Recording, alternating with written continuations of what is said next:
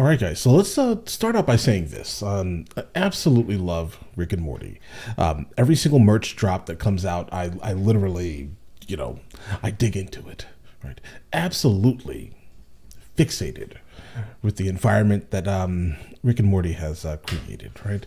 But we're here, and we're gonna check this out and see if I'm wrong for my opinion. Right?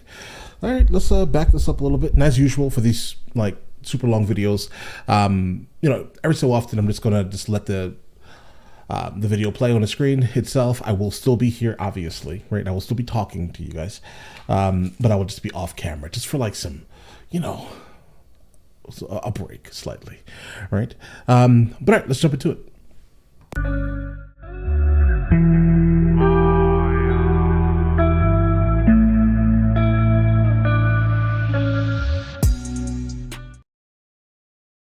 Actually, no, let's move it to here so you guys can see a little bit better. And let's dig in. You've been age restricted. Somewhere in your hour-long video, upload a new version of the video and see if this one doesn't get auto-flagged. Mike Wazowski, Charles Bukowski. It's all connected. I did kill the missus, I did leave a witness, I didn't do my taxes, and I haven't done my dishes. I want to go to McDonald's, buy a burger, ostentatiously put it directly in the garbage in front of them. As a matter of fact, let's go ahead and bring the quality up slightly. Doing that until they tell me to leave. You don't need a high IQ to understand Rick and Morty, but you do need to be a little annoying to actively dislike it. This is just sloppy craftsmanship. It's a really good show, and compact nonetheless. 20 minutes of unhinged curiosity, chasing its own tail until it creates a Mobius strip of endlessly rewatchable, intricately stupid science fiction. There are two creative forces that had to collaborate in order for Rick and Morty to spring forth into its punk rock chokehold on popular culture. I'm Justin Roiland. And I'm Dan Harmon. And together we created Rick and Morty. Wait, hold on. Hold on. Justin, you sound super familiar, sir. Part 1, intuition and analysis. Justin Roiland is a brutally bipolar creature that thrives off of innovation devoid of judgment. I hear a bunch of screaming demons. Can you try to read this one on script? Man, fuck you. Perfectionism is not something to aspire to. It's a disease that kills creativity. When you're afraid of starting something for fear of its potential theoretical inadequacy, the concern isn't for bad art existing. Right. The concern is what you're making means about you. You want to be the person that's good at art. Oh no, he literally just defined me in ways. I honestly, I really, I love gaming, for example, right? And I think that I can potentially start a gaming channel. I was supposed to actually go to the store today to pick up a couple of things to actually start that procedure, right? And in my head, I'm just like, I don't know, right? I don't know. Maybe it's not going to function. What if I do it and it's just a waste of time, definitely a waste of investment? And what do I do, right? And this is kind of why this channel, specifically that we're watching now, is slightly befuddling me. Because I don't know what to really put on it, right? I know the goal is to create content specifically for, on this channel, that does not really relate heavily to music reactions like I normally do, right? But I definitely would like this channel to succeed, obviously, right? But I don't know what to do with it because I can't figure out a lane to go into, right? So that's why it's random, because it's as random as my mind is, right? I'm random. I don't have a very specific said thing to do, right? But either way, guys. Also, side note, really quickly about the channel though. I have to change the name soon because apparently we're using someone's trademark, so we need to actually, and that's also what's stopping me right now from uploading even more on this channel, is because I need to find we need to come up with another name for the channel specifically, right? But all right, let's continue. You want to be a genius Apologies, because guys. you're so fucking special. You're like a firstborn four-leaf unicorn next in line for the throne. Essentially, you care more about your pride than you care about the art. That's not going to prime a productive creative process. That's going to prime you bending over backwards to satiate your insecurities, which you will never succeed in doing. Don't try to satisfy your insecurities by trying to be perfect. That's like trying to cure an infection by crying. Don't negotiate with terrorists. Your ego is a terrorist. When your fear of creating something stupid or bad prevents you from creating at all, you are not serving anyone but your own feelings. Because everyone makes stupid and bad things. That's how you make good things. Everybody who's blocked, they are committing the cardinal sin of assuming their job is to make something good. You end up making good stuff by making a bunch of bad stuff. That's literally the creative process. You get out all of your ideas, kill your darlings, mangle your best ideas beyond recognition, and then drop it, even though you still think it sucks. Imagine the feeling of it coming out of you, it being distracting, you know, where you're going like, oh, that feels weird. Moral of the story is just do it, and if people like it, they rock with you, right? And if they don't like it, then they just don't like it, right? Then they're not going to watch or pay attention to it anyway. That's kind of what I'm getting from his initial opening statement here. And he's absolutely correct, right? Because I come from an art field, right? For the last 18 years, I have been a commercial portrait photographer. And I know you cannot dedicate... See, maybe I need to translate some of that to this, potentially, right? Just do it, and if they don't like it, then they just don't like it. They won't rock with you anyway, right?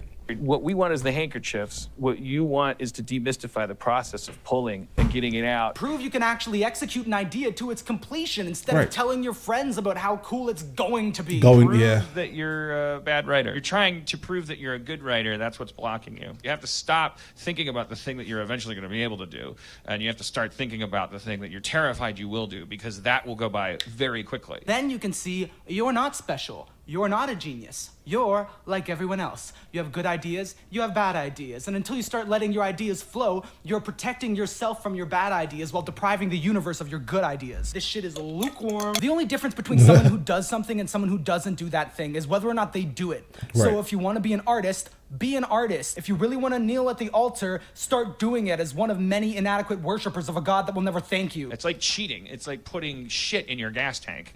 It's like putting exhaust in your gas tank. It's like the thing your car makes that you can't use. You can fuel your car on it. Ira Glass explains perfectionism anxiety as a matter of beginner's skill in conflict with good taste. For the first couple years that you're making stuff, what you're making isn't so good, okay? It's not that great. It's trying to be good. It has ambition to be good, but it's not quite that good. But your taste, the thing that got you into the game, your taste is still killer. And your taste is good enough that you can tell that what you're making is kind of a disappointment to you. You get into creative art because you have good taste and appreciate great art. But because you have good taste, you will be painfully aware that you are not outputting great art when you start to make it. Immediately, it's crushing how beneath your taste you're operating. But the only thing that will carry you towards creating what you love is suffering through your inadequacy. So instead of whining about how bad you are compared to the things you adore, create out of love for the process and medium. You're in service of the eternal. You don't have to feel like a genius. You are simply the conduit through which genius passes. Be honored for every scrap of it. Immutable resistance to perfectionism is the magic of Justin Roiland's process. Wow. Okay, guys, really quickly. Oh my. This one is different than the normal video essays we encounter, right? Because I think this is like super close to home for me, like specifically, like super close to home. Because again, I have an art degree, I have a master's in fine art, and like this is what plagues me, even on YouTube. Like, since I've transitioned a good amount of my life to YouTube, this is kind of what still plagues me consistently. Is because I know that these are the growing pains, right? Like my main channel, it does good occasionally, then it does really bad. Like right now, during summertime, generally YouTube does really bad. And we're, all of us creators are definitely feeling this summer existing. But again, you have to know that things are definitely going to get better once everyone kind of goes back to YouTube, like generally after summer, right? And so you kind of know that whatever you're creating, this is just something to kind of just do, but you definitely should be attempting to still hone your craft and get better and get better and get better. And so that's kind of what I'm struggling with right now mentally, with trying to figure out how to just overall be better. Right? Because again, coming from the art field, coming from photography specifically, me personally, I know my first 3 years were kind of like, I don't know, right? Then immediately, then things started getting better, while always comparing yourself always to other people's work. The work that they're delivering is so much better than mine. How is this possible, right? Just stick with it, right? Absolutely, just stick with it. Go through the growing pains, and success will come as long as you stop comparing yourself to other people and just be you, right? And that's the goal. That's the end game of honestly anyone that's in the creative field, guys. All right. What the hell are these crazy goo-gaws? Gugas. Right? That's what we're gonna call him? Yes, the idea on the table might be Mr. Poopy Butthole. Right. Hello there, I'm Hooverson. On Rick and Morty, I designed a Mr. Poopy Butthole. Ooh, wee! Whatever you want, Rick. We're here to help. Thanks, Mr. Poopy Butthole. I remember Justin drew him on the whiteboard, said, no, he'll look like this, and then we were just cracking up and going, yes, okay, got it. And but then I remember Lazo from Adult Swim asking on the speakerphone after reading the script, was like, so what is Mr. Poopy Butthole going to look like? Well, yeah, because you read that name and you're like, well, that's not going to be like, you know. He's just going to look kind of special. I personally wouldn't willingly enjoy having my name associated with that in perpetuity, but that day Roiland developed Mr. Poopy Butthole, he did succeed in developing an original character while I sat alone drinking, worrying about my legacy. He did something, I didn't do anything, and that's the oil that the Roiland mechanism runs on. Don't think, create. Turn off brain, start. Dan Harmon has been unlearning the disease of perfectionism for a long time now. Today, he would readily regurgitate the Justin Roiland philosophy of creating without judgment or ego, allowing the process to enact itself and letting go of the precious profundity of your ideas. But that doesn't mean that's what comes naturally to him. Clearly, what Harmon is really good at is thinking too much about the particulars to the point of it not even being useful anymore. Dan, the way your mind works, you subdivide. Your brain cleaves. You take one thing, you cut it into two. You go because it's A and B. You take B and you go because it's B with 1 and 2 in italics underneath. You build this kind of increasingly, what's the mathematical theorem where you just keep cutting the distance between here and the wall and you never get to the wall? So Roiland's tendency is to be uncontrollable and chaotic and impulsive to the point of non-productivity and lazy vulgarity. And Dan's illness is taking things way too seriously to the point of non-productive self-indulgence. In this context, the two neuroses act like saps to each other's specializations. He just retains his innocence about stuff. Like, he just likes what he likes, and he just has these thoughts that are crazy and childish, and treating that as if it's as important as a nuclear power plant is like my favorite activity. Their process in the writer's room at the onset was Justin Roiland spewing chaotic nonsense, and then Harmon leading the room and reverse engineering all the stupid ideas and goofy voices into a deeply fleshed out manifestation. Get to his brain, and we'll go from there. Okay, so at that point, what is Rick's real plan? Taking structure extremely seriously, as Harmon is damned to always do, while retaining the looseness and freedom of Roiland's flummoxing mind. Justin comes in and goes like, I'm Mr. Jiggle Nuts. And we all and then we sit around and go, like, okay, what would Mr. Jiggle Nuts do? Roiland and Harmon met in 2004 through the Los Angeles media collective called Channel 101, which was a grassroots monthly film festival created by Harmon and his longtime collaborator Rob Schraub. The idea was to give the power of a studio executive to fans and creators of weird shit. Anybody in the world that's listening to us right now is allowed to submit a 5-minute first episode of any kind of television show that they want. Our group is The Lonely Island, but we got involved with Channel 101, which is this thing created by our friends Dan Harmon and Rob Schraub. Monthly, people can make homemade, like, pilots of TV shows, 5 minutes or less, and then the audience votes, and the top 5 are prime time, and you keep making more. Which is pretty sweet for people that, you know, need an outlet. Justin Roiland would contribute monthly to this. Justin figured out a way to make cartoons super fast, within a month. We were like this cartoon making factory. Like, Justin would always submit these cartoons that the panel would love, but the audience would hate. His greatest success at Channel 101 was House of Cosby's, an animated sitcom about a superfan that obtains one of Bill Cosby's hairs, spends 10 years constructing a cloning machine, then clones Cosby's so that he can fulfill his fantasy of populating his home with Cosby's. The clones do deteriorate in quality as he proceeds, but every 10th Cosby does have superpowers. What is this? This would be a good example of Roiland having an idea and never stopping to wonder, is this a good idea? Should I make this? He was a Cosby fan at heart, it's clear. He searched and found a Cosby hair. He spent 10 long years and built a cloning machine. I like to explore the house, you know. I will go around the house. I'm Curiosity Cosby, you see. With no disrespect to Dr. Cosby, I really hope he sees it and loves it and adopts me as his new son. Bill Cosby didn't see the humor and asked Channel 101 and Roiland to please stop using his likeness in this bizarre and offensive manner, you know, to protect his public image and dignity. So Justin had to stop, but the momentum carried him into studio interest. The House of Cosby. Guys, I want to see that. A career of pitching shows to Guys, Fox, I'm gonna look taking for it. a lot Hold of on. studio notes and earning pitch fees, but never getting anything off the ground. Unsurprisingly, during Roiland's tenure at Fox, he was often creatively frustrated. He reacted by therapeutically making something fucked up no one asked for. Sometimes I will eat a single piece of deli meat just to get my stomach to stop screaming at me. I don't have an eating disorder. I just wasn't. Guys, it is literally on YouTube. It is available to view on one episode of it apparently. House of Wasn't meant to have a body. The real animated adventures of Doc and Marty is the amoeba that divided and evolved into the multicellular being we know today. In crude and arbitrary parody of Back to the Future, Roiland illustrates. Okay, so it's on the website, Channel 101, episode 1. Can you watch it though, guys? Because this would be absolutely hilarious, guys. The House of Cosby's. But no, I guess it's not. What is it? Hold on, guys. Can we press play? Wait a second.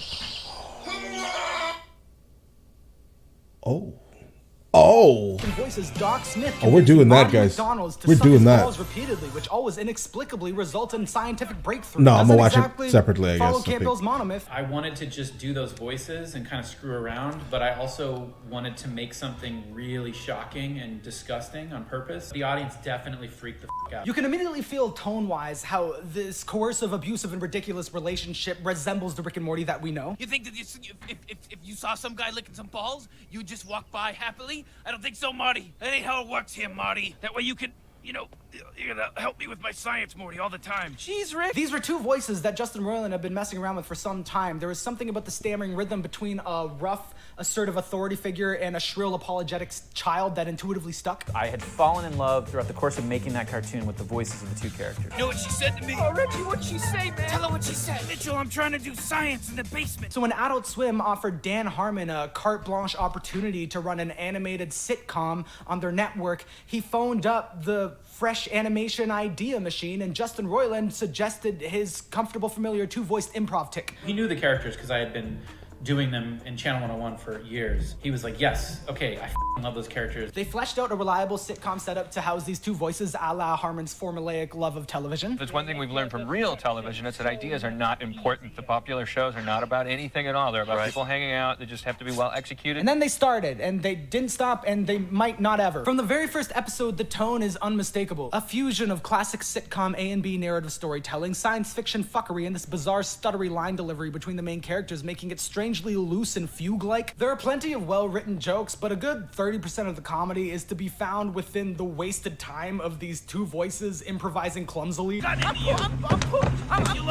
As the series progresses, there is less of an emphasis on Justin Roiland blathering and burping in circles, but it is always a threat looming on the horizon. The first anthology episode in the series, Interdimensional Cable TV, is based almost entirely on Justin Roiland improvising esoteric alien dimension commercials and shows, and then the team animating those. Seems like TV from other dimensions has a somewhat looser feel to it. Yeah, it's got an almost improvisational tone. But even in that episode, the show can't help but insert a meaty story arc for the characters that incorporates the science fiction gimmick. This is because of the counterweight to the writhing, inexplicable birth of ideas into a cold, unforgiving void. The idea there is truth, there is a god, and the universe follows a structure. By the time Harmon was creating Rick and Morty, the divots of his infamous story circle were well trodden. At some point in Harmon's 20s, he became obsessed with Joseph Campbell, who was a philosopher and anthropologist that went hard in the goddamn paint. At first, a student of indigenous religions and myths, his research spiraled like a CJ the X video essay until he was linking every story ever told into one eternal search for meaning in a chaotic world. Myths are stories of the search by men and women through the ages for meaning, for significance, to make life signify, to touch the eternal, to understand the mysterious, to find out who we are. Myths are clues to the spiritual potentialities of the human life. There are commonalities between our classic tales, spontaneously, organically recurring story beats that humanity feels a need to tell itself. We recognize being called away from order into chaos, fighting through obstacles, sacrificing pieces of yourself in order to gain something, changing, learning something through the process that you will now take with you into the future. This is coming of age. This is discovering meaning. And if you examine your own life, you can discover patterns of this story within yourself. Because stories are the very compact way that the human mind has evolved to store complex information, and turning our lives into a sensical, satisfying story is what our sentience yearns to do. Campbell spends his time spinning together different fables and philosophies from different cultures, illustrating how we are deeply, inherently spiritual creatures in need of meaning and purpose, and throughout history have gravitated towards a reliable structure of that meaning via myths. The reality of our need to grow and let go of our own egos, take responsibility for the world we live in, and become adults, incorporating chaos into our identities. Through various different lores, we've constantly reasserted a cycle cycle of life, death, and rebirth, as well as a God that is inside of every human being, constantly available to connect to, making us part of one long story. So Dan Harmon looked at all this and thought, yeah, Rick and I Morty. think this can help me write Monster House. Literally, that's actually what Monster happened. He House. describes it as an act of laziness. Apparently, Guys, I have not encountered Monster House. Let me know if that's any good, guys. it is possible to water down God into a well-constructed episode of television. My work is simply a kind of hacky attempt to distill his very cultural, spiritual work down to almost a kind of very Aspergery matter of math. You need to go search for... Is he on the spectrum? Really, sir? I mean, I never... If so, I didn't know that. I mean... Yeah. Could this be why I enjoy it? Because I definitely have Asperger's. So I wonder if that's the reason why I enjoy it. Could be. Something, find it, take it, and then return. Changed. Your creativity is the voice of the eternal passing through a U-shaped hole. It's always the same. You are just adding another brick to the tower to heaven. Part 2, sincerity and irony. All right. Irony is not something you have unless you had sincerity and it was devastated by reality. There is an empowering component to irony. It can allow us to approach the otherwise unapproachable. In some respects, humor and irony are political responses, and they're redemptive. But it can also be a cowardly opting out of responsibility for your unbearable reality. And in another sense, particularly in popular entertainment, irony and a kind of dark humor can become a way of it's pretending to protest when it really isn't. At this particular moment in culture, we are in a long-term committed, moved in together, fused bank accounts relationship with irony. In the past, people ascribed generally to organized religion as the dominant way to engage with the unknowable nature of reality, which, you know, didn't historically go in a non-violent way. Saying Jesus fucking Christ isn't taking the Lord's name in vain. Arrogantly oppressing the downtrodden and forcing your personal values upon them in the name of God is taking the Lord's name in vain. But organizing societal consciousness around religion does actually provide a shared sense of meaning and morality. The farther we've moved from a communal responsibility to a higher power, the deeper we have drenched ourselves in ironic detachment from all meaning. If you don't believe me, look around you. Look at the internet, the pocket dimensions, and ever-shifting sands of increasingly niche cultures. Everyone gives a fuck about everything. No one gives a fuck about anything. Society is fractured into so many different value systems. The only universal law is that someone will think you're evil for whatever it is you do believe. So why not start just telling ironic jokes in the face of overwhelming cosmic horror? The alternative is subscribe to whatever the dominant value system may be and discover the eternal emptiness within its promise. Why the fuck would you care about something? Why bother having empathy for people that are always gonna try to fuck you? Why try when you're an H2O molecule in a wave that's crashing whether or not you feel like hitting the shore? The very least we can do in a cold, unforgiving universe is wink at each other at how fucked we all are because God forgot about us, so we spend our whole lives fighting to make the world better, then we don't succeed, then we die, and eventually the sun explodes, so why do we try at all? So dive into the uncomfortable areas, lean into the terrifying expanse, and tell a motherfucking joke. No one can hear you scream in space, but no one can hear you laugh either, and laugh. But he didn't have to say it like that. Well, no, how about this? I enjoy that he said it like that because, you know, listen, sometimes you have to say things very bluntly for people to actually get what you're saying, right? But I'm sure that is a very damaging thing to say, sir, right? Specifically this. Let's get it, guys. We can do in a cold, unforgiving universe is wink at each other at how fucked we all are because God forgot about us, so we spend our whole lives fighting to make the world better, then we don't succeed, then we die, and eventually the sun explodes, so why do we try at all? So dive into the uncomfortable areas. Some people won't be able to handle that. Expanse and tell a motherfucking joke. No one can hear you scream in space, but no one can hear you laugh either, and laughing's more fun. Dark humor is kind of like a sad song. It takes your worst feelings, traumas, and anxieties and twists them into a source of pleasure. We're ironic about the darkness to relieve our pain from the darkness. But just because sincerity is more painful doesn't make it less valuable. Some things are hard, but worth it. Including, on occasion, not making a joke and taking something seriously. Dialectics are when, in order to understand the truth, you attempt the paradoxical feat of accepting two opposing extreme contradictory realities. This is reality. It's not black and white. Existence is biracial and non-binary, like me. When there's a contradiction between the reality we're clinging to and another, there might be a shard of eternal knowledge in the opposing reality that we can't have access to unless we adopt a beginner's mind, presuming at least for a moment that everything we think is right is wrong and we still have much to learn. As a problematic addictive personality BPD icon with a trail of destruction behind them, dialectics are the only reason I'm still alive. Dialectical behavioral therapy is a series of bicep curls of accepting that two extremely contradictory realities can be simultaneously true. Maybe I'm a remorseful wraith that can never change their past.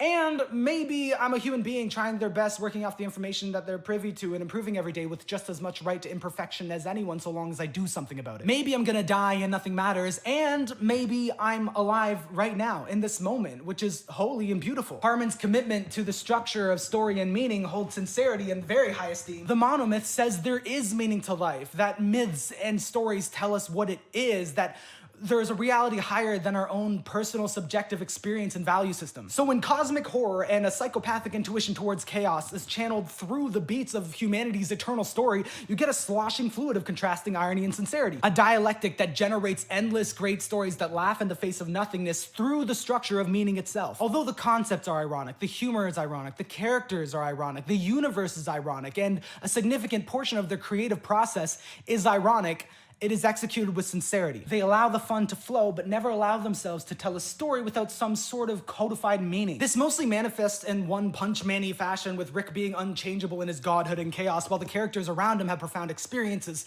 contending with what they're exposed to. Morty first confronts his tiny mortality in the multiverse after Rick drags him from his original universe into a new one, and they bury their own dead bodies so that they can escape the apocalyptic damage they'd done to their previous universe. Summer discovers via perspective into alternate dimensions that her birth was an accident and she ruined her parents' dreams. Your father and I achieved our dreams. There's a chance you weren't even born. That came out wrong. That came out very wrong. Morty talks Summer down from this cliff by explaining his previous reality. Nobody exists on purpose. Nobody belongs anywhere. Everybody's gonna die.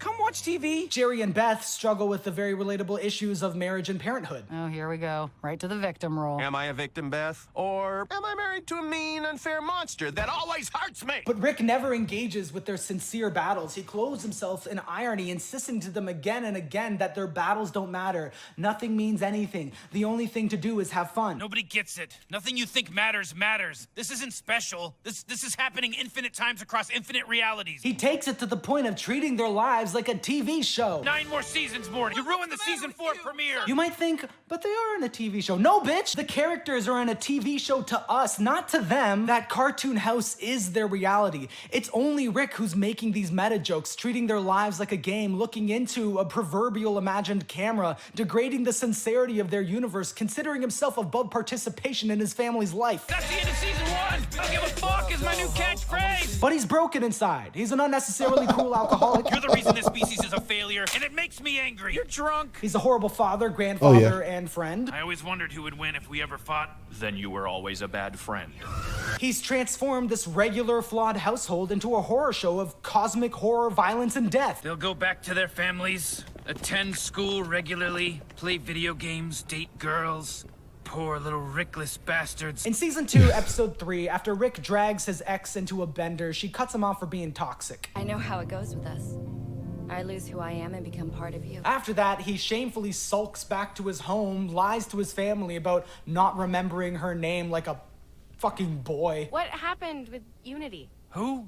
Oh, Unity. Then he whimpers off to his garage and tries to kill himself. He first creates a creature that didn't ask to be born with some strange fluid, pets it as it cries, then kills it unceremoniously. Then he drinks the strange fluid, even though it isn't booze, because whatever fucks you up is fine. He sits down in solidarity with that crying blob created by a cruel god for no reason, and the only reason he doesn't die is because he's too drunk to stay awake. While he sits there in his filth, Jerry, the boring, stupid, sincere idiot he abhors so much for being so sincerely human, enjoys the weed whacker he's been trying to get throughout the episode. Not as interesting as the intergalactic debaucherous affair with an assimilated planet, but look who's committing suicide and who's enjoying the simple miracle of life. Rick also invents his own catchphrases just to further his sitcom persona in a hotbed of irony. And that's the way the news goes. Grass tastes bad. AIDS! One of his catchphrases was famously revealed in the finale of season 1 to be bird language for "I am in great pain, please help me."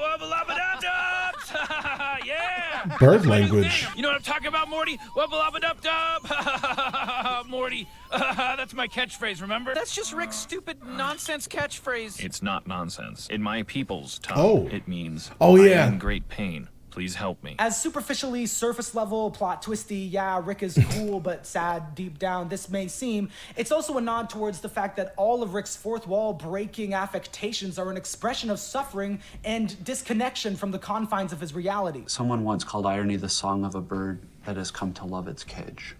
And even though it sings about not liking the cage, it really likes it in there. The immediate magneticism of Rick and Morty is most of the time, for most people, an indulgent glee in identifying with Rick. We all feel many times a day like we're the smartest person in the room and then everybody else doesn't get it. We also know that that's a... One second, guys. We can go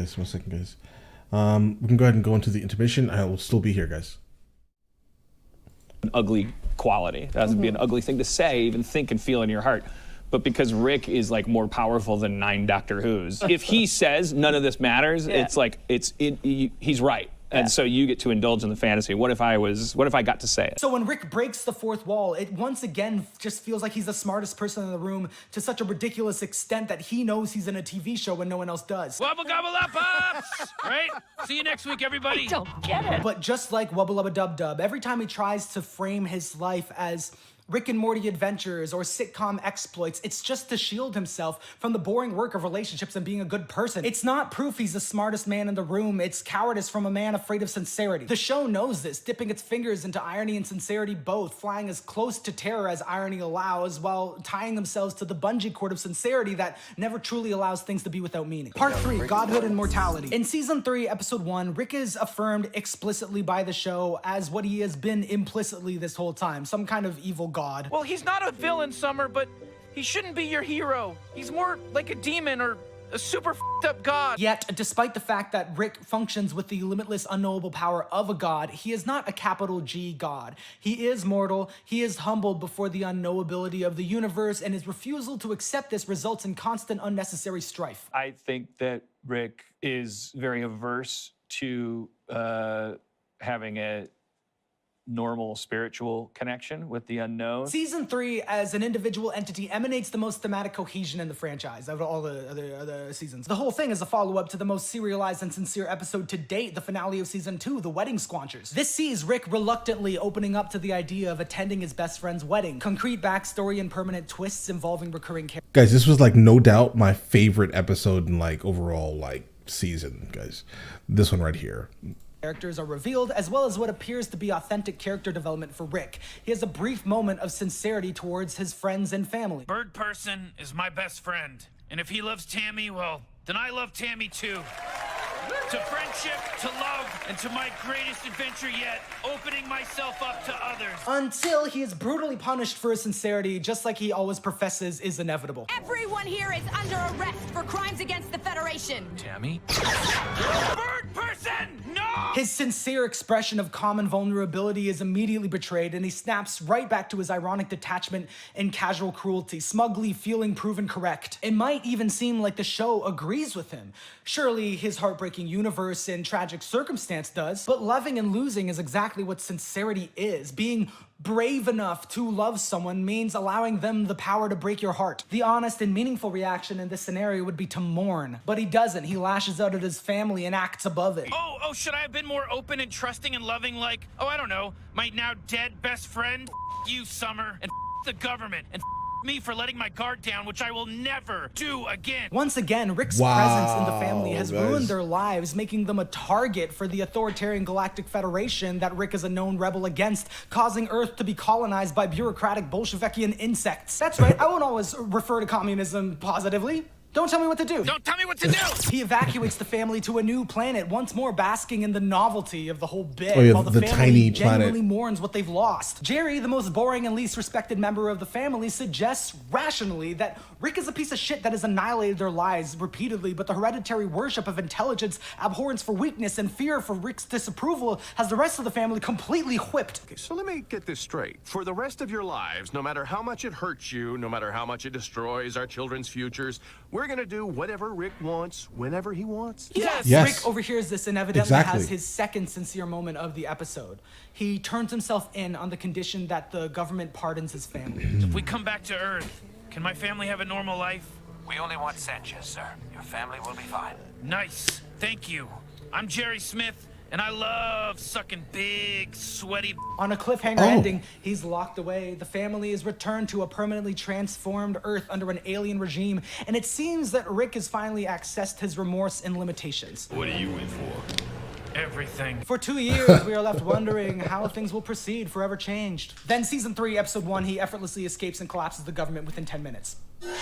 Guess who dismantled the government? That settles that. We break out of this sincere serialization with Rick once more thwarting all expectation of vulnerability, destroying all of his enemies with incomparable genius and making everyone else in the galaxy feel like a fucking idiot. Don't fuck with God, you will be humbled. Did you like that? I got like closer to you. I don't do that normally. The sincerity built up in the season 2 cliffhanger is pummeled back into irony. Rick attests that he turned himself in literally just to obtain government secrets and collapse the authoritarian reign for his own convenience. Why would Rick Sanchez turn himself in? It's possible Rick knew he'd be interrogated at this facility. Anyone here with level 9 access could, I don't know, collapse the government. An authoritarian reign, mind you, that canonically he and his friends Bird Person, Squanchy, Gear Dude, all the other war criminals in the galaxy fought against in a prolonged conflict for years.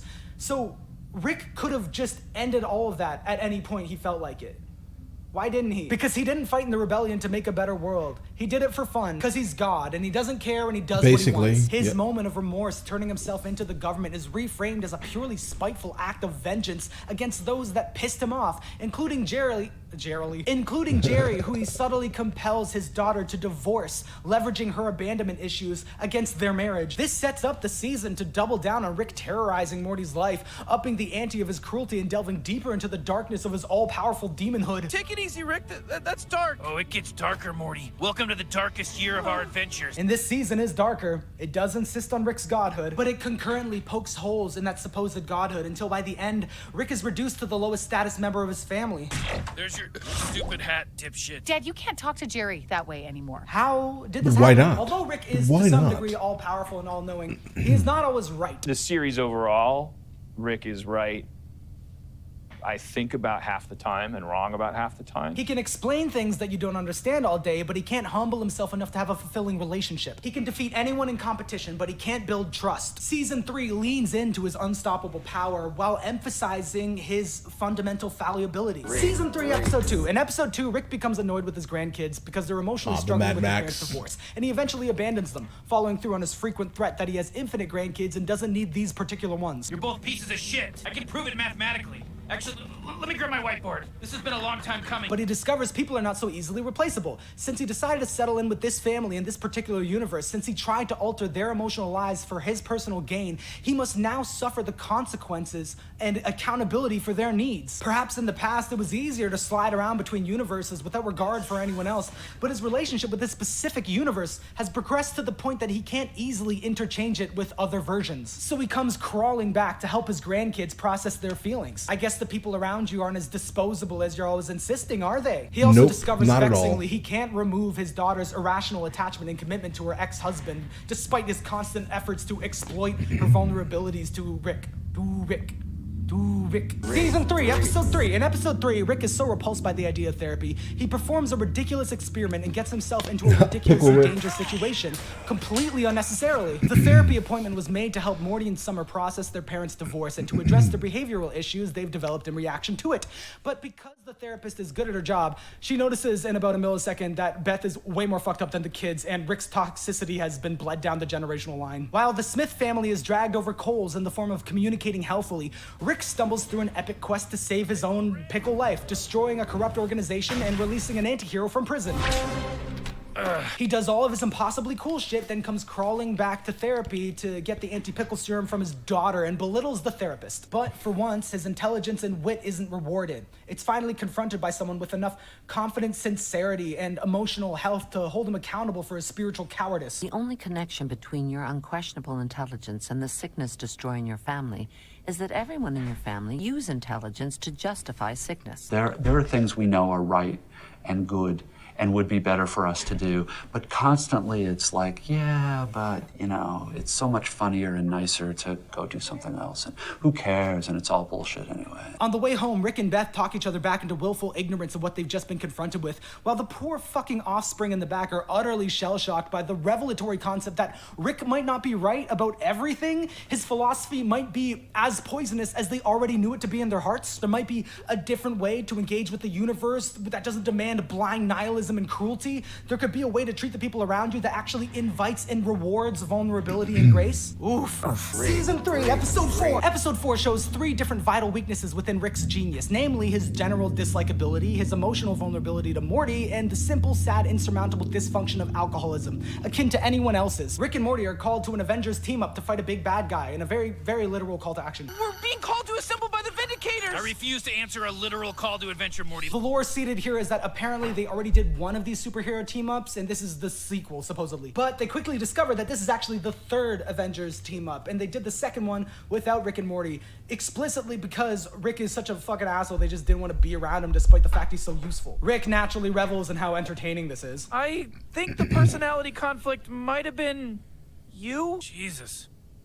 How awesome is that? But Morty is genuinely bummed out and really takes Rick to task for it. Not by outsmarting him or being more powerful than him, but just by asserting his feelings that Rick makes him feel embarrassed. Rick, this really bums me out. It's embarrassing to find out these guys don't like us. Although Rick never outright admits that this bothers him, it clearly does because he storms off to get drunker than we've ever seen him get. Oh, God. The Avengers episode is a clean vivisection between Rick's godhood and his frail mortality. While he's blackout drunk, he Again, bro. Hold on. Never seen him get. Oh, God. Could you imagine? Could you imagine opening the door? Guys, keep in mind.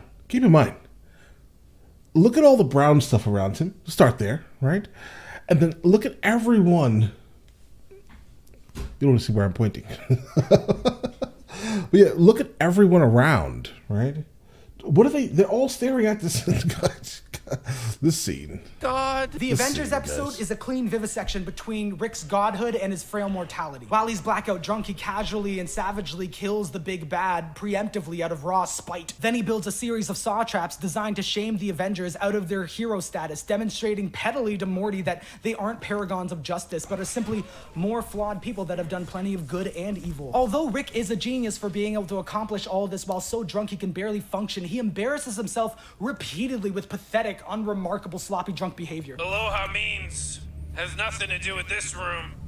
I'm so drunk. I want to rest my eyes for a little bit. I'm not going to sleep. I just need to rest my eyes. On top of this, Morty's veteran familiarity with Rick's blackout behavior demonstrates a form of superiority over him in the simple fact that alcoholics are a burden to the people around them, often requiring being taken care of by the people they live with. I'll disarm the drunkenly improvised neutrino bomb. There's a 40% chance it's a dud, but you should still stay back. Morty, how many of these? Too many, Rick! The fundamental reality that Rick isn't fully in control of his faculties and can't remember his most feeble moments while Morty has to witness all of them and solve the issues behind him is a blow to Rick's ego. His mortality is shining through his godhood. Season 3, Episode 5. Episode 5 once again reinforces Rick's contempt for Jerry and inability to escape him. My son asked you to take me on some kind of pity adventure? Wait, what did you think it was?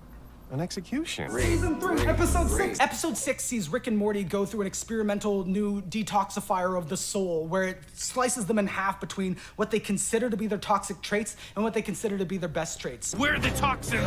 We're what got removed! This plot device clarifies Rick's irrational affection for Morty and that he considers this a negative quality, as well as Morty's understanding that he is too attached to Rick, which he also abandons in the machine. When Rick reunites with his toxins, but Morty refuses and runs away, Rick endearingly repeatedly gets drunk and calls Morty's crush at school crying, asking for help to get him back. She kept coming to our house, Morty, and asking me, did you get a new Morty yet? Because you kept drunk dialing me and crying about it. I wasn't crying. Very cute. That's cute. Season 3, Episode 7. Episode 7, he and Morty just fuck off to Atlantis and aren't seen for a whole episode, while a separate and elaborate saga takes place on the Citadel of Ricks.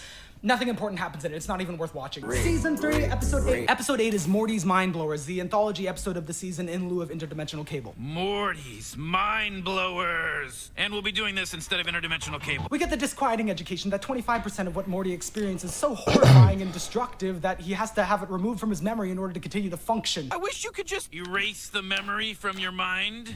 How did you know I was gonna say that? This, Morty, is my archive of all the experiences you've begged me to remove from your life. But the satisfying twist is Rick has also systemically removed memories from Morty just because they make Rick insecure. We should never take things for granted. What? I'm just saying, life's short. We shouldn't take things for granted. Are you saying granite? Yeah. Yes. It's granted. That's exactly what he's saying, actually.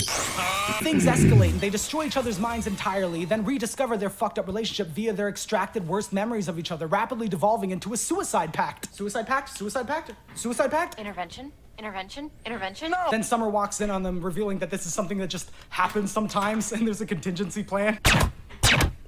Crazy episode. I mean, like, every episode is that insane. I just haven't been explaining the plot of anything in order to emphasize the thematic development of this particular season. Season 3, episode 9 and 10. Look, I did it again. In episode 9, Beth reveals herself to be about as smart and dangerous as her father, just nurtured differently to arrive at a subdued state of being. With this realization, Rick offers to clone her so she can go off and pursue an independent, ambitious life of zero commitment like her father, while simultaneously taking care of her family. I know what I want to do.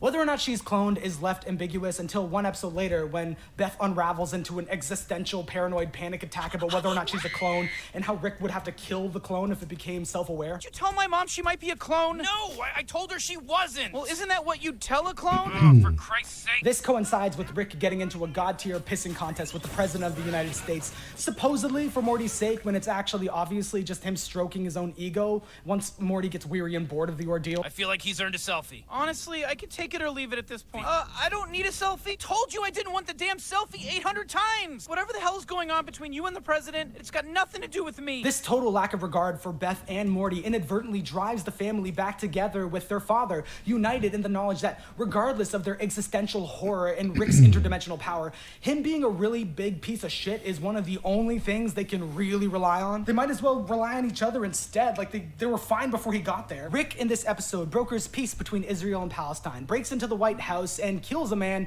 without doing anything. I guarantee you're gonna die if you touch me, and there's no afterlife. Everything just goes black. Don't do it. What was that? Death. What died? Instant. He declares himself a god. He's not a god. You don't know what I am. But all that godhood can't stop everyone's respect for him plummeting, or Jerry's re-entering the family through raw sincerity and familiarity and reliability. Rick is made uncomfortably aware that he is quite mortal. He runs on fickle intuition without any principles or sincerity. As consistently right about the facts as he may be, he's not useful. His lack of sincerity might make him cool, might make him strong, but time reveals him to be spineless and selfish and less valuable than simple commitment to the community you've been blessed with. This season-long dissection into Rick's assumed godhood ends with him small and impotent, his family straight up laughing in his face about how much of an untrustworthy bitch he is. Maybe you are a clone. It's not like Rick would tell us. Sometimes, if you're smart, you need to shut the fuck up and learn how to be a good person. Flexing your intelligence and asserting your authority over the whole universe is a solid message. Absolutely solid message, right? Like, you can definitely be the smartest person in the room, but like, that doesn't really benefit like anyone sometimes, right? I mean, just like be a fit in, right? We get it. You're the smartest person in the room. Congratulations. But all you're really going to do there is bring attention to yourself rather than just engaging in the moment, right? I'm just going to point that out. All right, let's continue. Fuck up and learn how to be a good person. Flexing your intelligence and asserting your authority over the whole universe is a kind of stupidity. Part 4, stupidity and intelligence. It's a new day. This is tomorrow now.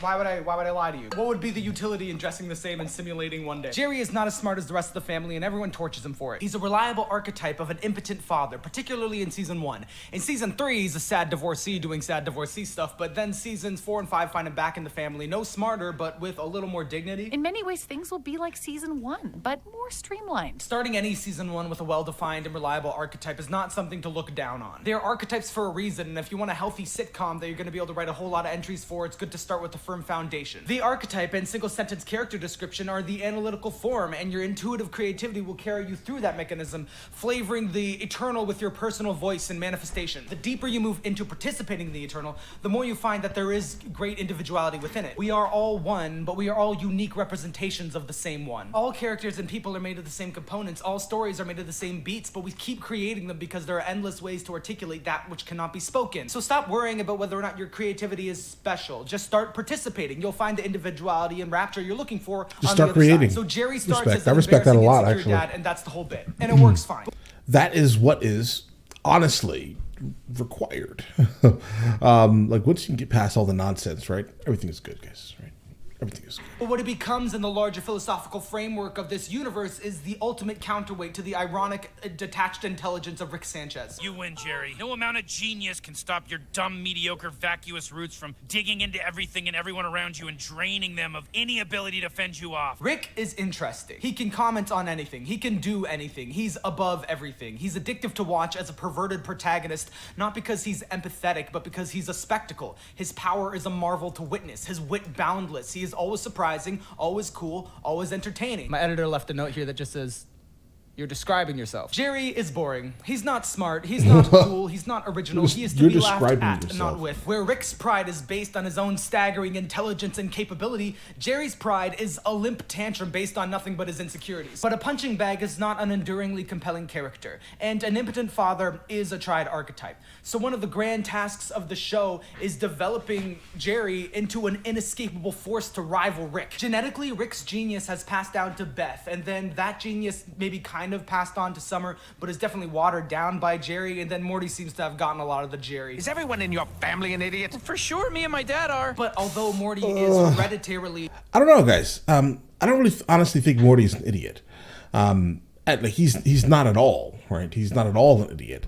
I think they wrote him. How about this? They attempted to write him as one, but I do think that he comes off as a little more than just a common typical idiot. I mean, he does save the day pretty often, right? I mean, he is Rick's babysitter, honestly, right? Like, what would Rick be without Morty, right? Let's get it. Inferior in intelligence to Beth and Rick, he familiarizes himself with this insane multiverse that he's constantly shoved into, and then by the end of season 5, he's just performing stone cold badass acts of intelligence and bravery. Hey, Narnia, let's go. Let's f***ing go. Given Morty's initial archetype of the weak-willed, vulnerable kid, it's satisfaction in a can to watch him be in charge of any situation. Are you dying of dementia? How are you talking to me like this? When did you get so cocky? Tonight! The writers lean into the inevitability of badassery that would result of being Rick's companion for this long. But sometimes you gotta be an asshole. My grandpa taught me that. Okay. But such evolution would be antithetical to Jerry's character model. Jerry is defined by his incompatibility with the rest of the family. Jerry is the only one completely untainted by the Sanchez bloodline. He is biologically the only outsider. He's the epitome of everything mundane that Rick regards with disdain, this smudge of insignificance intruding upon his life of adventures and innovation. Pretty cool, huh, Morty?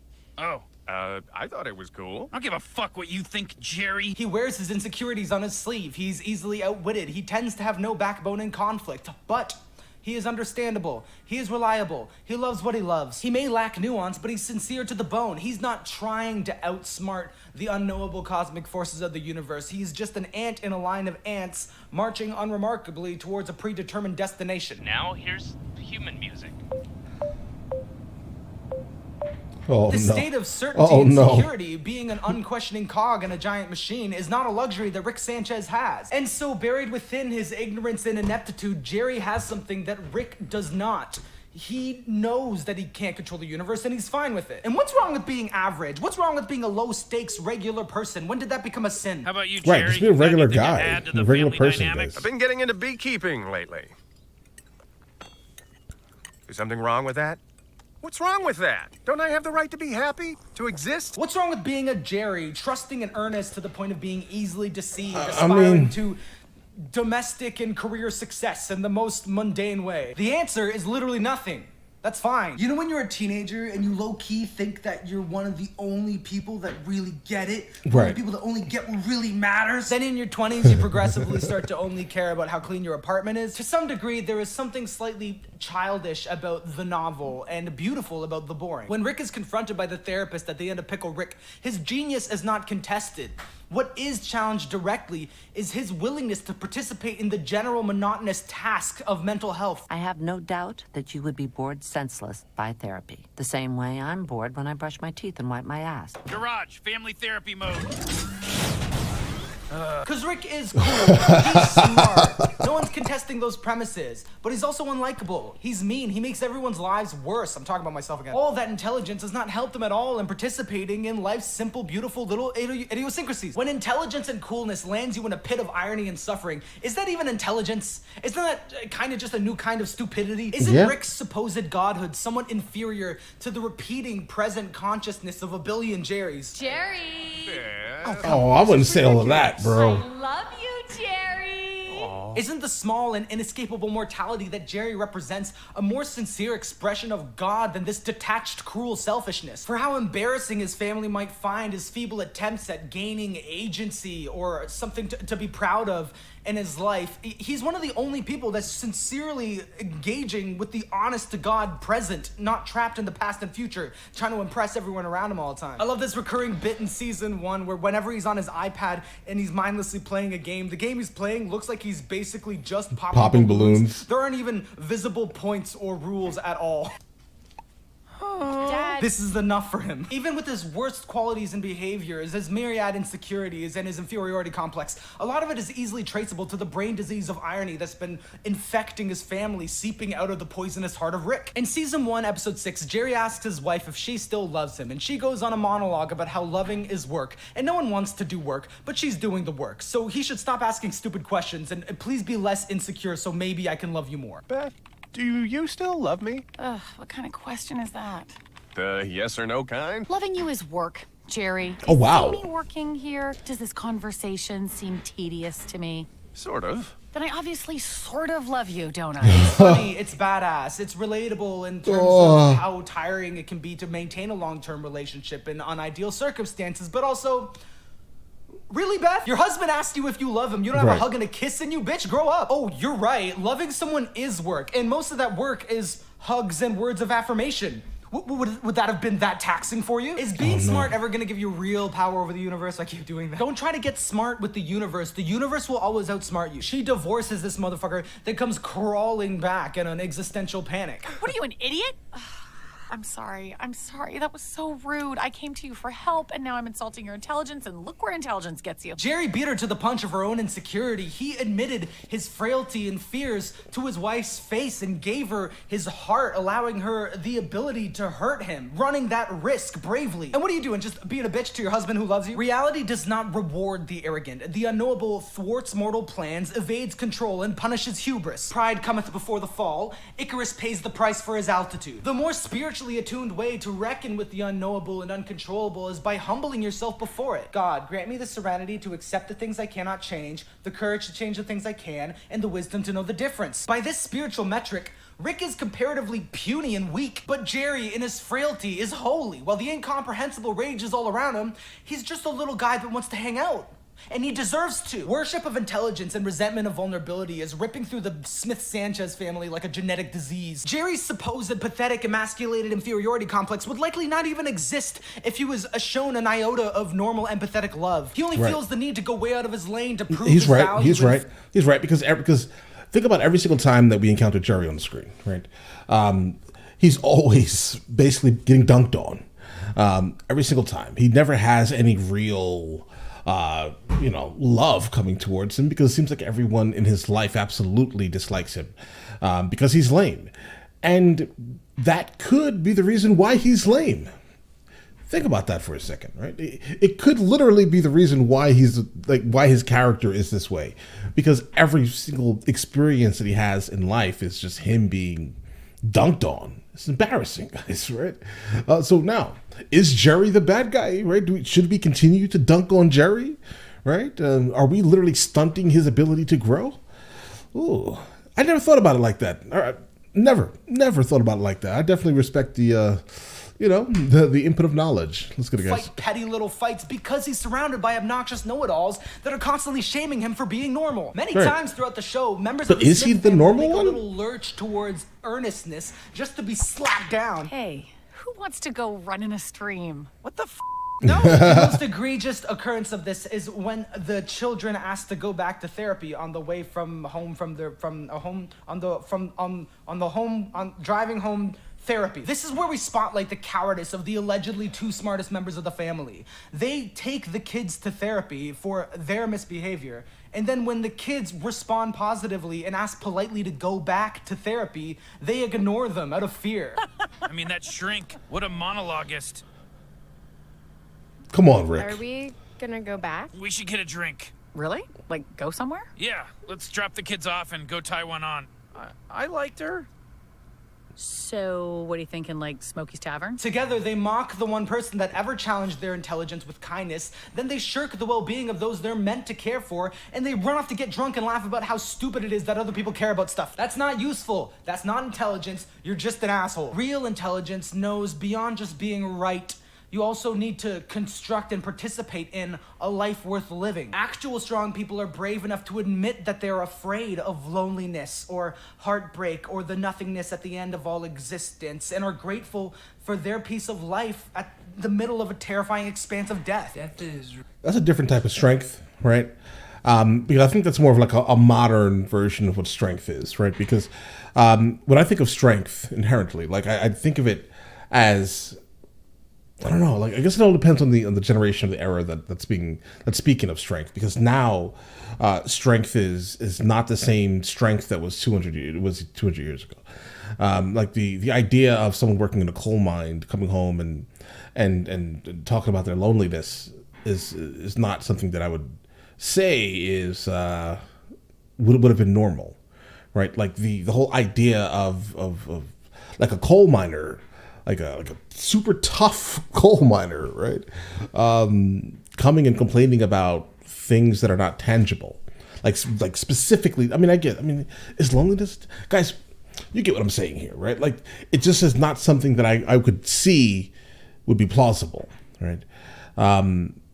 But now in this era that we live in, and you know the thoughts that go through that are acceptable nowadays. Then I can see how that could be a thing. More so than it was, but still not largely. But all right, let's continue.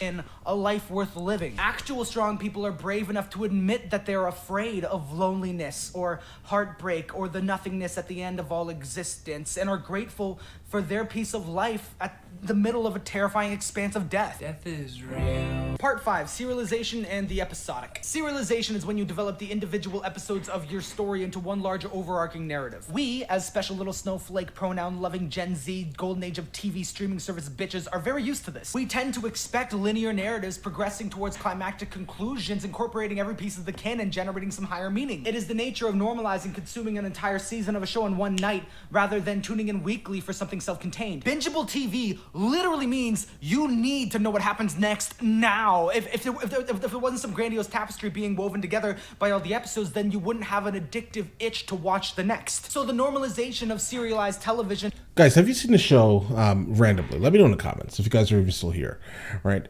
Let me know in the comments if you guys have seen a show called The OA. It's on Netflix, right?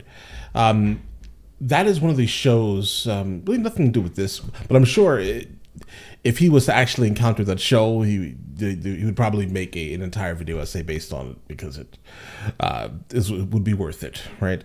But the thing about it is, that's one of these individual shows where definitely it is like factually bingeable, right?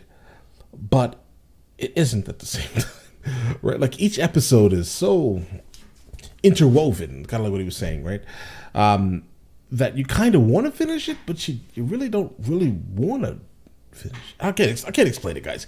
Just go watch the show if you haven't seen it. Absolutely, right? Next, now, if there wasn't some grandiose tapestry being woven together by all the episodes, then you wouldn't have an addictive itch to watch the next. So the normalization of serialized television is a fairly recent invention enabled by the internet. Dan Harmon traverses this uncomfortable no man's land between old guard network TV and the modern internet era. Although he's now partnered with Adult Swim, a network that's notoriously in touch with the punk rock pulse of modern media, although his show feels reckless and relentless in a way that the internet tends to be. Oh, shoot, now look, it's like a Where's Waldo page. Can you find me? Although the dialogue can feel like a good avant-garde Tumblr text post, Rick and Morty is a classic sitcom. It is born of sitcom sensibility. It abides by sitcom law. Rick and Morty is not Game of Thrones. It's not Breaking Bad. It's not even Community, in which they acknowledge the passing of years and aging of characters. It's a cartoon show with avatars who never age or meaningfully change, endlessly fighting eldritch monsters of the week. There is meaning to this. Television can be a beautiful thing. When we turn it on, we're seeking something dependably entertaining, mixing the uncomfortable with the comfortable, injecting ourselves with familiar characters and reliable laughter to distract ourselves from our rotting bodies transforming into corpses in real time. Most sitcoms do have ongoing arcs, but they are truly measured by their reusability, their utility, their reliability. A good sitcom premise is a structure that should allow for infinite entertainment. The conceit in characters should be fuel for endless debacles. This sort of show is called evergreen content. Video essays are evergreen content. If you watch one of my video essays, you haven't watched it once, you'll be back for your rewatch of this video very, very soon. Breaking Bad was not evergreen content. It was highly serialized. It was always changing, and it had to end when it had to end, because if you don't allow highly serialized content to end when it has to end, then it starts to suffer in quality and beg for death like a Mr. Meeseeks that wasn't allowed to accomplish its task and prove out existence. Meeseeks don't usually have to exist this long. It's getting weird. Yeah. So when the creators of Guys, when I found out, like I honestly did not know that the show Supernatural was still on TV. I used to watch it like when I was younger, and I was just like, okay, the show was cool, right? And then I probably after like season 2, I stopped watching it, and then randomly I was just like, wait, Supernatural is still on TV, guys? The Office. Okay, I can see that kind of, right? But like, it probably needed like five seasons, maybe 4 seasons, right? Let's stop playing. It turned into a completely different show, and it was unfortunate. But my best example of that would probably be the show Stargate, right? I'm absolutely fixated with the show, the series Stargate. I've seen every single episode of every single season, all the spin-offs, everything, right? Now, when it comes to Stargate, specifically Stargate SG-1, I would say that it probably should have ended season 8, episode 3, right? When Elizabeth Weir came in, and it should have just ended right there, right? Not 10. When they changed, because first of all, now you're talking about like over a decade of the characters doing the same things. They're physically like getting older, right? They're looking older, right? And guys, they should have ended season 8, episode 3, moved over to Stargate Atlantis, and Atlantis should not have ran 5 seasons or multiple. They should not have run that many seasons. And I think this is the reason why like Stargate Universe failed, because it just wasn't good, firstly, and we were kind of burnt out, right? Definitely, the viewers were just burnt out. Okay, definitely, just SG-1 is very near and dear to my heart. Let's say, right? But it shouldn't have lasted that long. Meeseeks don't usually have to exist this long. It's getting weird. So when the creators of Rick and Morty are transparently passionate about maintaining the show as an evergreen property, it means that generally serialized elements are to be avoided, or at the very least approached with a hesitant apprehension. We took very careful steps to make him a kind of non-shark jumpable character that we want him to be kind of evergreen. If you have a carefully constructed conceit from which you could branch off infinitely in a million directions forever, it is wise to reset the equilibrium at the end of every episode. Why would you fuck with your premise that specifically allows you to do anything you want? SpongeBob wasn't heavy on the character development. But the fans fucking love continuity. And any group of passionate writers are constantly going to be tempted towards making what they're doing mean something. The Rick and Morty creative team is blatantly, ceaselessly struggling between the urge to maintain their episodic perfect fun box and transmorgify their show into a serialized epic. But indulging that impulse can make you take what you're doing way too seriously to allow the show to continue to thrive. Oh man, we've created the perfect fun machine. And then you go, it's just, you can't tell when you're slipping into like taking your fun machine too seriously. The whole point of Rick and Morty is a loosely improvisatory style and childish imagination being channeled through a tightly structured methodology of storytelling. Intuition systemically shoved through analysis. Irony systemically shoved through sincerity. Stupidity shoved through intelligence. So why fuck with that by over-intellectualizing the serialized canon of Morty Smith, who's basically a circle atop a yellow rectangle? These characters were never useful because they were worthy of myth and lore. They were useful because they're bottled potential, functional, entertaining rhythms within which to insert substance. But any fan of anything is naturally inclined to obsess over that particular property. You emotionally invest in the dots you are provided, your myth-loving brain drawing lines between vectors. We want to make sense of things. There's nothing wrong with that, but the more you serialize your story, the more you lock yourself away from endless possibility. And potentially the reason you like the show in the first place. Oh no, we really painted ourselves in a corner with that serialized story of the one-armed man. Is this island a Rubik's Cube or the dream of a turtle? We kind of implied it was a turtle dream, now we're fucked. We more just have Schrodinger's possibilities. If you ask your parents if you're going to the zoo and they say we're not sure yet, they're bad parents. If you ask your showrunner, that's good show running, because what they're actually doing is keeping the show healthy and evergreen, and only making that decision canon the very moment it has to be. Serialization is commitment. It's accountability. It's less fun, but more meaningful and sincere. And no one complains more about serialization than Rick Sanchez. He does not like serialized drama. The overarching serialized plot of Rick and Morty is about the intergalactic government, a rebellion against it, and the Citadel of Ricks, which is a neutral, evil, multiversal Sweden. Spoilers for everything, in case you watched my... this isn't a review channel, fuck off. Of course there's spoilers, why did you come here? The galaxy at large is governed by an intergalactic government mostly run by space bugs. Rick evidently in his past participated in a rebellion against this intergalactic government alongside his best friends, Bird Person, Squanchy, Gear Dude, et al. They have engaged in epic battles against the government in the name of freedom and are all deemed war criminals. The road your father and I walk together is soaked deeply with the blood of both friends and enemies. The galactic government considers us terrorists. We have committed numerous atrocities in the name of freedom. Rick participated in this battle, however, the stakes of his personal reality are much higher and multifaceted because... All right, really quickly, guys, we're going to run over to the intermission. I will still be here.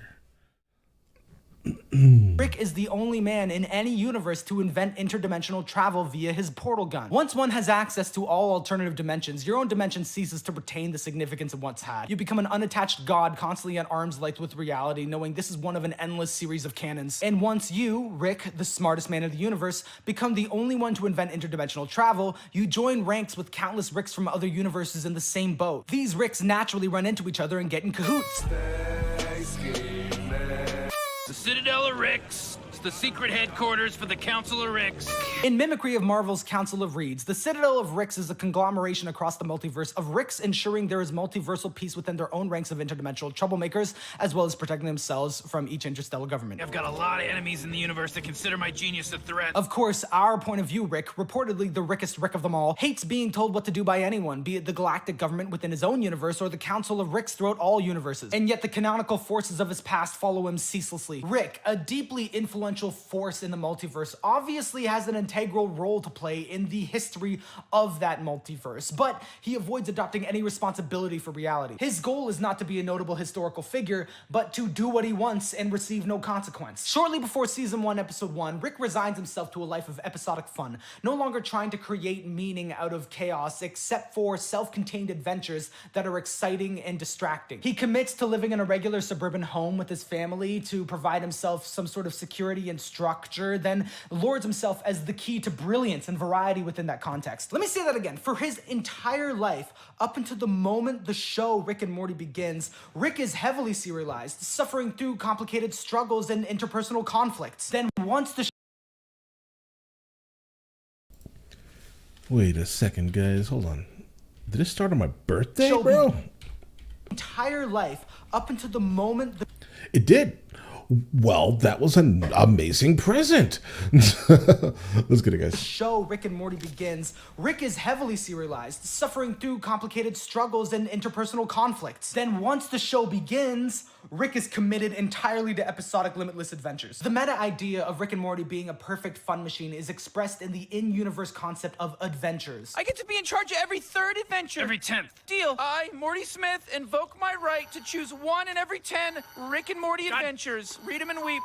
Damn it. From a character design standpoint alone, your walking, talking, endless sandbox of godlike knowledge and opportunity cannot have a concrete higher purpose, or that kind of ruins the bit. Is Rick up to something?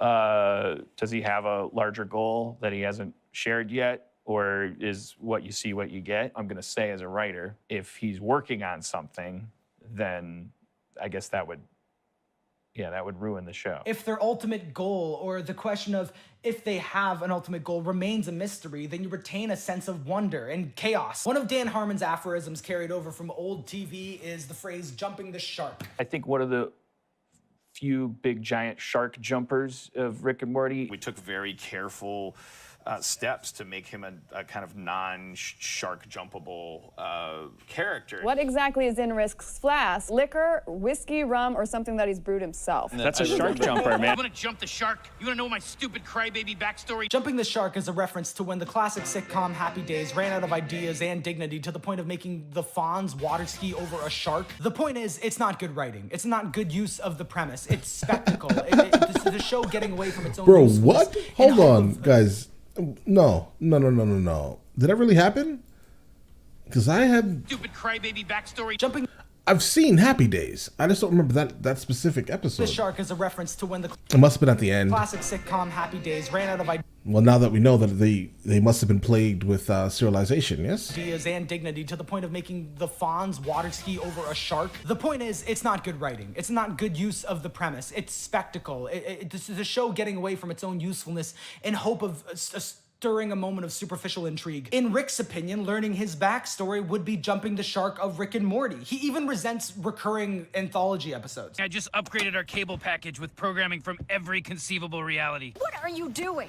A sequel. I don't understand. Yeah, me neither. We pretty much nailed it the first time. Morty's Mind Blowers. And we'll be doing this instead of interdimensional cable. In season 3, when he offers his daughter to clone her so she can explore who she is uninhibited while taking care of her family simultaneously, she asks him why he would do something like that. What are his motivations? And he answers as honestly and vaguely as he's capable of, given the show's unwillingness to reveal his inner truth and personal distaste for serialization. If nothing matters, why would you do that for me? Maybe I love you. Maybe something about your mother. Don't jump a gift shark in the mouth. Even in this inescapably serious moment with his daughter, he's not willing to sacrifice his freedom of unlimited mystery and adventure. Beth's decision on this front and whether or not she is a clone is left ambiguous until season 4, when it's revealed that her decision was to ask her father to decide for her. I want you to decide. What? Do you want me to stay here and be part of your life, or do you want me to leave?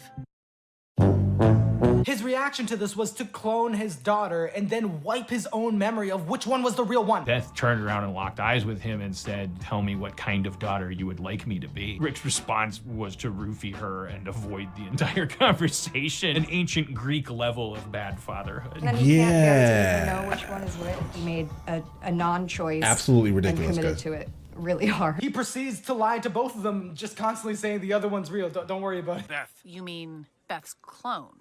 Right. What did I say? You're not a clone. And who is that? A clone? This direct challenge to his heart is met with such frailty of spirit that it puts a line in the sand in regards to Rick's sense of superiority over the rest of his family. You don't want to know the truth? The truth is we have more important shit to do, like raise our kids and stamp out the Federation. He's been trying to convince everyone that nothing matters time after time, but Space Beth and Real Beth experiencing solidarity over Rick's abuse allows them to realize what definitely doesn't matter is this fucking dude, because we're alive and we actually care about what we do. It doesn't matter which clone is the original, they're both alive and they actually are committed to shit that they care about.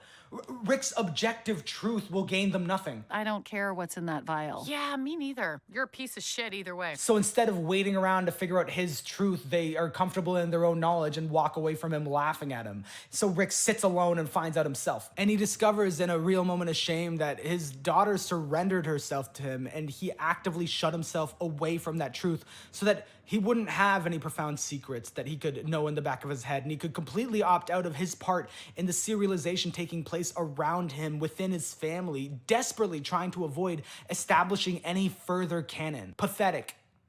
Sad. But he can't undo the canon he's already established as an enemy of the state and a founder of the Citadel of Ricks. And most crippling of all, having a friend and a family. What is Rick Sanchez's backstory? Let's say it, just like he'd hate it being told. You wanna know my stupid crybaby backstory? Knock yourself out. Yes. Not now. The origin story Knock he yourself faked in out. the season 3 opener was based on truth. He used that origin story to trap his tormentors and trick them, draw them in. If you were going to use a fake origin story to trap somebody, would it be faster to construct one from scratch, or would you maybe do some cutting and pasting from reality? Our Rick is the most dangerous and passionately philosophically episodic Rick because he was the only Rick strong and autonomous enough to consciously choose intimate mortality over godhood. I just took a long look at myself, and I don't think this science thing is gonna pay off. Why don't I get Beth and we'll go out for ice cream? That is the last great idea that will ever be had in this garage. The idea that Rick is the most nihilistic, most lethal, most intelligent, most facile Rick, being rooted in the fact that he was the one and only Rick on the central finite curve, to turn his back on his Rickness and want to just not be Rick and spend it with his wife, who was then taken from him by all the other Ricks. Would that be genius? In his original reality, once he encroached upon inventing interdimensional travel, an other dimensional Rick approached him to make first contact on behalf of the multiverse. He offered him the alleged godhood of Rick Sanchez via multiversal travel. Nothing matters. There are infinite dimensions. We're all gonna die. There is no point committing to anything. Live your life moment to moment, doing the dopest possible shit, sacrificing nothing, because sacrifice is only vulnerability, and vulnerability only exists to be exploited. Imagine doing anything you want, then hopping to a timeline where you never did it. Imagine going anywhere, anytime with nobody able to stop you. You think it's cool being the smartest man on Earth, but once we give you this technology, you become the smartest thing in every conceivable universe. Every Rick is confronted with this knowledge. Our Rick is one of the very few, if not the only, who refuse the call to apathy. Infinite Rick, a god. Pass. Excuse me? Then in a spiteful and familiar urge to destroy that which disagrees with his godhood, the propositional Rick kills the family of this disgustingly sincere version of himself. Disgustingly sincere This version of inspires our himself. Rick to create his interdimensional portal gun after all, as all Ricks are compelled to do one way or another. He embarks across the universe, bolstering his genius, learning all there is to learn. The underlying bitter need for closure pushes him to try to find that one petty, vengeful Rick to kill the man who killed his wife and child. He fails to find this one particular piece of shit needle across the haystack of the universe, so he gradually adopts the impending philosophy of fickle self-determination imposed by his interdimensional self across the multiverse. His singular internal motivation for revenge burns bright, but in the meantime he seeks the scientific and spontaneously exciting across the universe. This path of thrill-seeking leads him first to the party circuit, wherein he meets Squanchy, Bird Person, and Gear Dude at a festival. At some point, Squanchy has a bad stand-up phase, and then eventually they all become embroiled in the rebellion. Star Wars, Rebel Alliance, sci-fi cool shit is cool until it's cliche. Come on, kids, we have to go do a... Bro, did he just sit here and drink that whole bottle, bro? He did a Blade Runner. He did a Star Wars. He did trope-filled archetypical serialization all the way to the Battle of Blood Ridge. Bird Person's big day, Morty, was at Blood Ridge. This is alluded to in the wedding episode, then finally seen in glorious canonical certainty within Bird Person's fractured memory in Season 5, Episode 9. The Battle of Blood Ridge was the Resistance's final stand against the intergalactic government that supposedly crippled the government significantly enough that the rebels were then free to live their lives in relative peace. Rick's best friend Bird Person joined the fight for the rebellion because his whole planet was genocided and conquered. Rick joined the rebellion because it was cool. He also joined the rebellion to stack up favors that he could cash in the form of Bird Person, assisting him on his revenge crusade against the interdimensional Ricks in a futile attempt to kill so many alternate versions of himself that he'd slay the one responsible for his tragic backstory. You omitted key details regarding tonight's mission. Or listen, you help me do my stuff, I'll help you do your stuff. The Battle of Blood Ridge goes perfect. It's climactic, it's legendary, it's canonical. Rick and Bird Person fight for bloody justice against corrupt authority. In the momentous glee of their victory, in the rapture of everything being so cool and perfect, Rick has a vulnerable moment and shares the most intimate thing he has with his best friend. Endless, meaningless truth. It was extremely badass. The Battle of Blood Ridge is over. Come with me.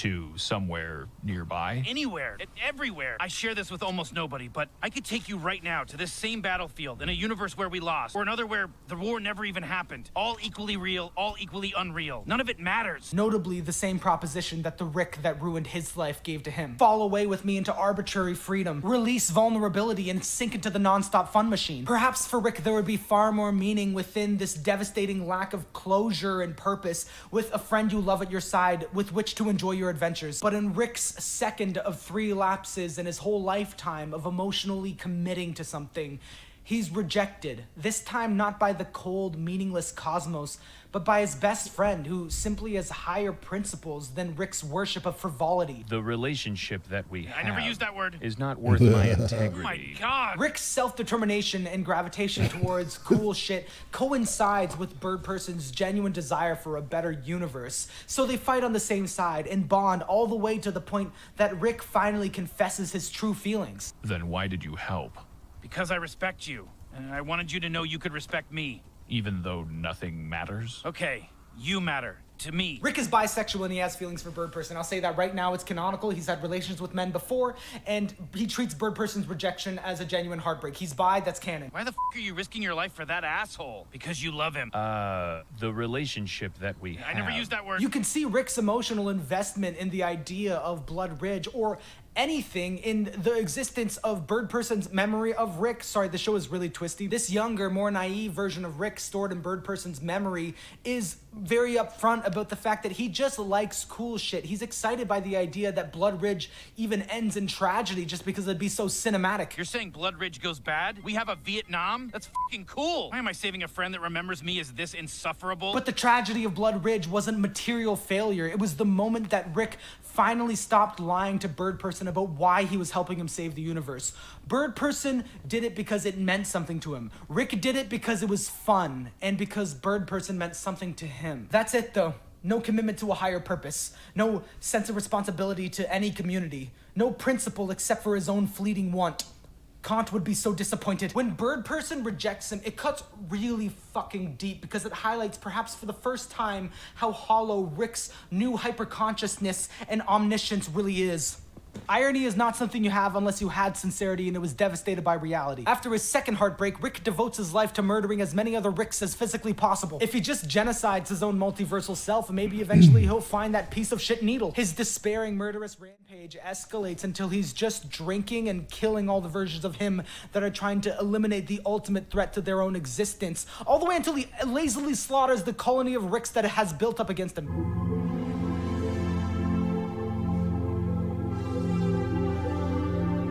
They beg for their lives at his feet, and peace is brokered, resulting in the creation of the Citadel of Ricks. Although Rick doesn't have respect for this structure and political organization, it was specifically formed as a peace treaty between himself and all other Ricks to ensure interdimensional warfare of that magnitude didn't rear its head again, and Ricks could live in peace. Shortly after establishing the Citadel of Ricks, our Rick tumbles into a random reality where Beth isn't dead, she's grown into an adult and married a Jerry and had 2 kids. This is the reality where Rick started going on adventures with Morty. This is the reality of season 1, episode 1. Until season 1, episode 6, when Rick destroys that reality and abandons it with Morty to another, where they stay for the rest of the series to date. That's Rick's boring, tragic, jump the shark backstory. Dead wife and a traumatic relationship with canonized meaning.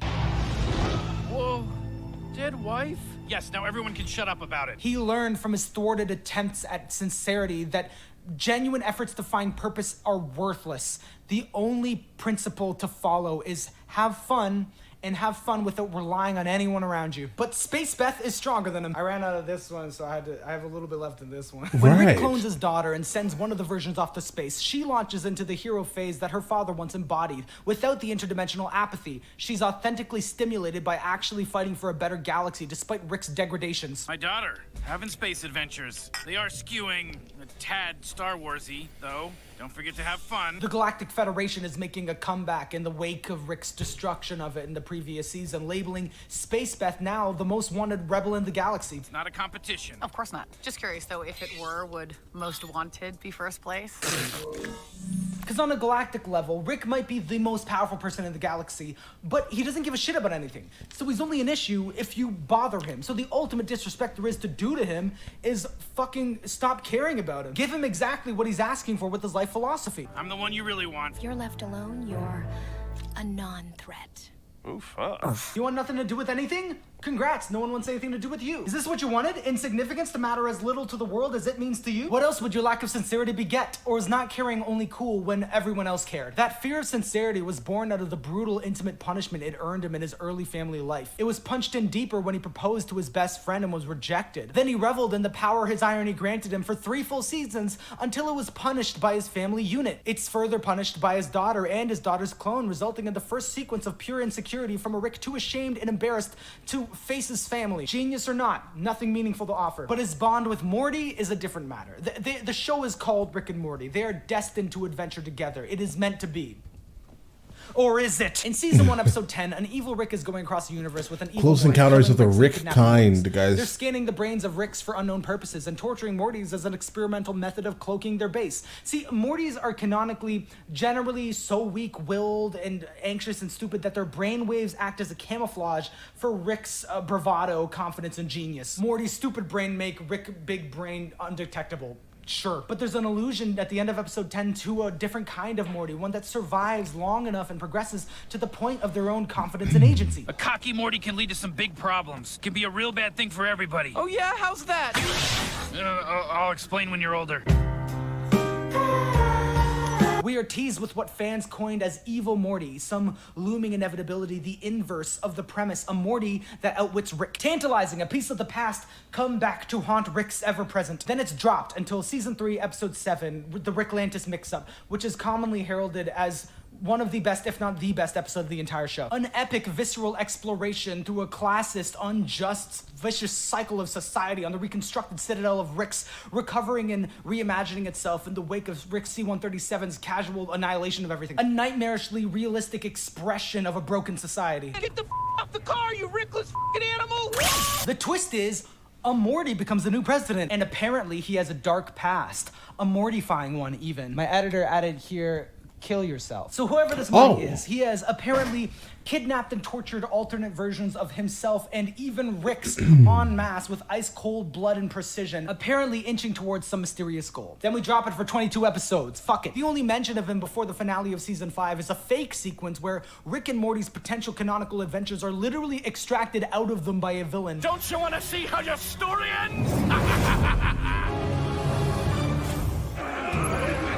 They literally use this inconsequential bottle episode bit to exercise themselves of recurring characters and climactic conclusions that could potentially happen, deliberately killing the possibility of doing something conventionally satisfying. Is any of this canon? It could have been. I don't smoke weed because I have a psychotic reaction to it, which is what this episode feels like. My brain's a little brokey-okey. I don't know what's real. Uh-oh. I need medical attention. I need someone to accept me, flaws and all. Guys, I need a weapon what that can is kill that?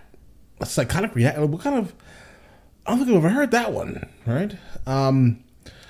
If I was to partake in any type of weed, right? Like, I definitely would get paranoid. Maybe that's like a psychotic reaction, because I don't think everyone gets paranoid. I absolutely get paranoid. And it doesn't relax me, right? It just makes, like, what I care about the most enhanced, right? Like, I care a lot about safety, okay? So, like, if I smoke, then I immediately think someone is constantly trying to break into where I am, right? And that's not a very good thing for me, right? So, I don't smoke, right? I don't even drink. I'm kind of, I don't know, guys. I guess I'm lame. I just don't like things that alter my mind state, guys.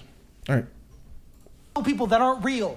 I need headphones to drown out the voices from my past telling me I don't deserve to be happy. I need a brain scan for science that I need to be shot in the head for the greater good. I will die in my 50s like my father before me. I have limited time to realize my dreams, and my heart's been broken before, so I'm as determined and confident as I must be to achieve my ends before death swipes me away forever. Ooh.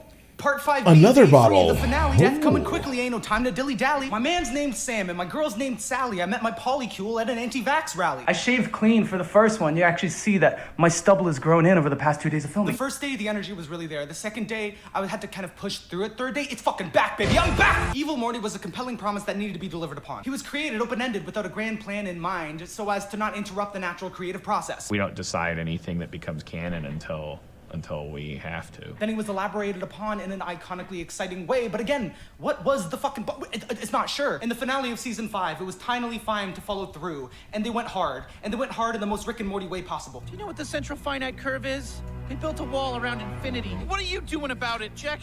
I'm leaving. Evil Morty's grandmaster plan is to leave the show Rick and Morty. The central finite curve is a phrase that was introduced back in season 1 as an aside during the introduction of the Citadel of Ricks. Of all the Ricks in the central finite curve, you're the malcontent. Presumably as some unchangeable tenet of reality beyond which life as we understand it cannot exist. Some Rick and Morty comic somewhere ventured to define it as universes wherein life can exist. But finally, in the finale, they revealed the central finite curve is a rope of reality selected carefully from the ceaseless variety of the multiverse, tying together every reality where Rick is the ultimate life form. Picking What's the Fibonacci sequence? Sure. Ceaseless variety of the multiverse, tying together every reality where Rick is the ultimate life form. Picking out every particular reality wherein he invents the interdimensional portal gun and thus achieves a consequence-free godhood with the ever-present ability to change universes within the central finite curve or get a new family member or experience endless variety with the only contingency that he must always be completely unparalleled in power level. After Rick's revenge genocide quest against himself and the subsequent truce,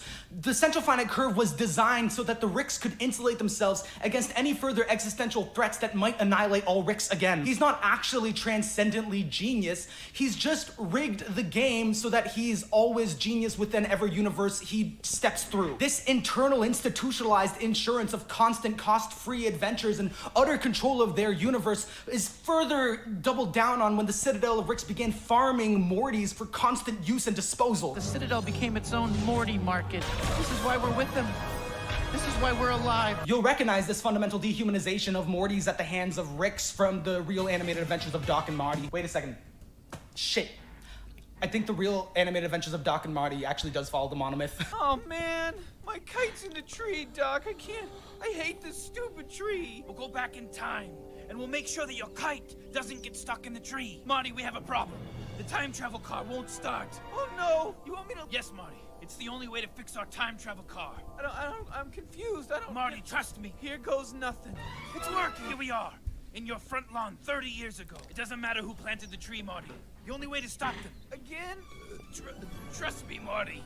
All right, Doc. Say no more. Oh, ouch!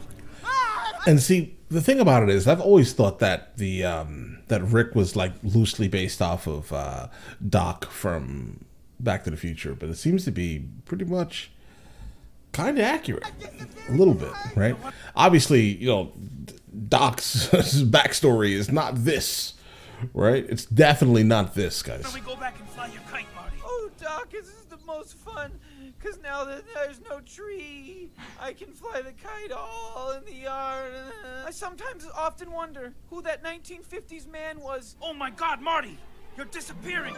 Oh God, Doc, why? He must have been your great Back to the Future, guys. great-grandfather. I don't know what to do, Marty. Wait, Doc, I've got an idea. By Jove, you're right, Marty. It's working. You saved my life. No, Marty, we saved your life. Follow your intuition and start creating. The eternal story always reveals itself. He's an infinite smear of one shitty old man, and he's attached to us infinitely through his weakness and our forgiveness. This is the conceit of the show. Rick killed himself so much that he made a contract with himself that ensured he would always be in an authoritative position everywhere he stepped. Then they started creating Mortys and conditioning them to be his weak-willed counterpart. The central finite curve is the episodic show Rick and Morty. They created it. The reason Rick is so resentful of serialization serialization is because it's us peeking behind the contrived veil that is the episodic nature of his universe. The ultimate villain of the show is not just a Morty that's so battle-hardened and sick of Rick's shit that he's advanced to the capability of being able to defeat and kill Rick's, but he seeks to destroy the show itself. He hates the conceit of the little weak guy and the big strong genius guy. He doesn't like the pitch of the show. He understands that every time you participate in this episodic, fun, little self-contained adventure bullshit, you're just playing into the design of the universe that was built against your will. He becomes a killer and a manipulator and loses all empathy for all Ricks and all Mortys and ceases to give a shit about ethical particulars because all particulars are reflections of the universe Rick's created. All empathy is playing into the game Rick's created, where empathy is systemically punished. Having sentiments within the central finite curve simply reinforces the reality of the central finite curve, which is just a shadow of reality. In actual reality, your sentiments can outrank Rick,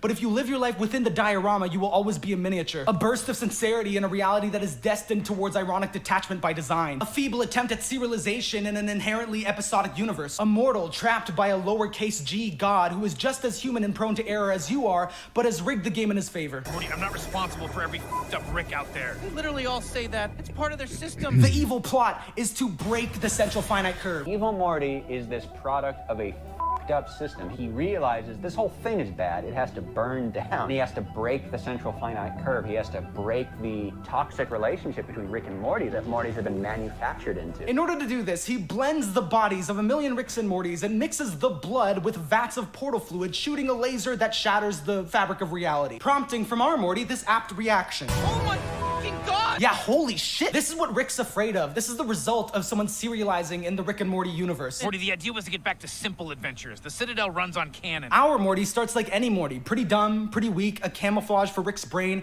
and a completely disposable partner meant to be used and abused. But since our Rick happens to stand by him for 5 seasons, our Morty becomes a fucking badass. He travels back to the universes Rick has ravaged to fix the havoc-ridden aftermath as a common chore. He disarms neutrino bombs and flies spaceships solo. He fucking slices his hand and gets...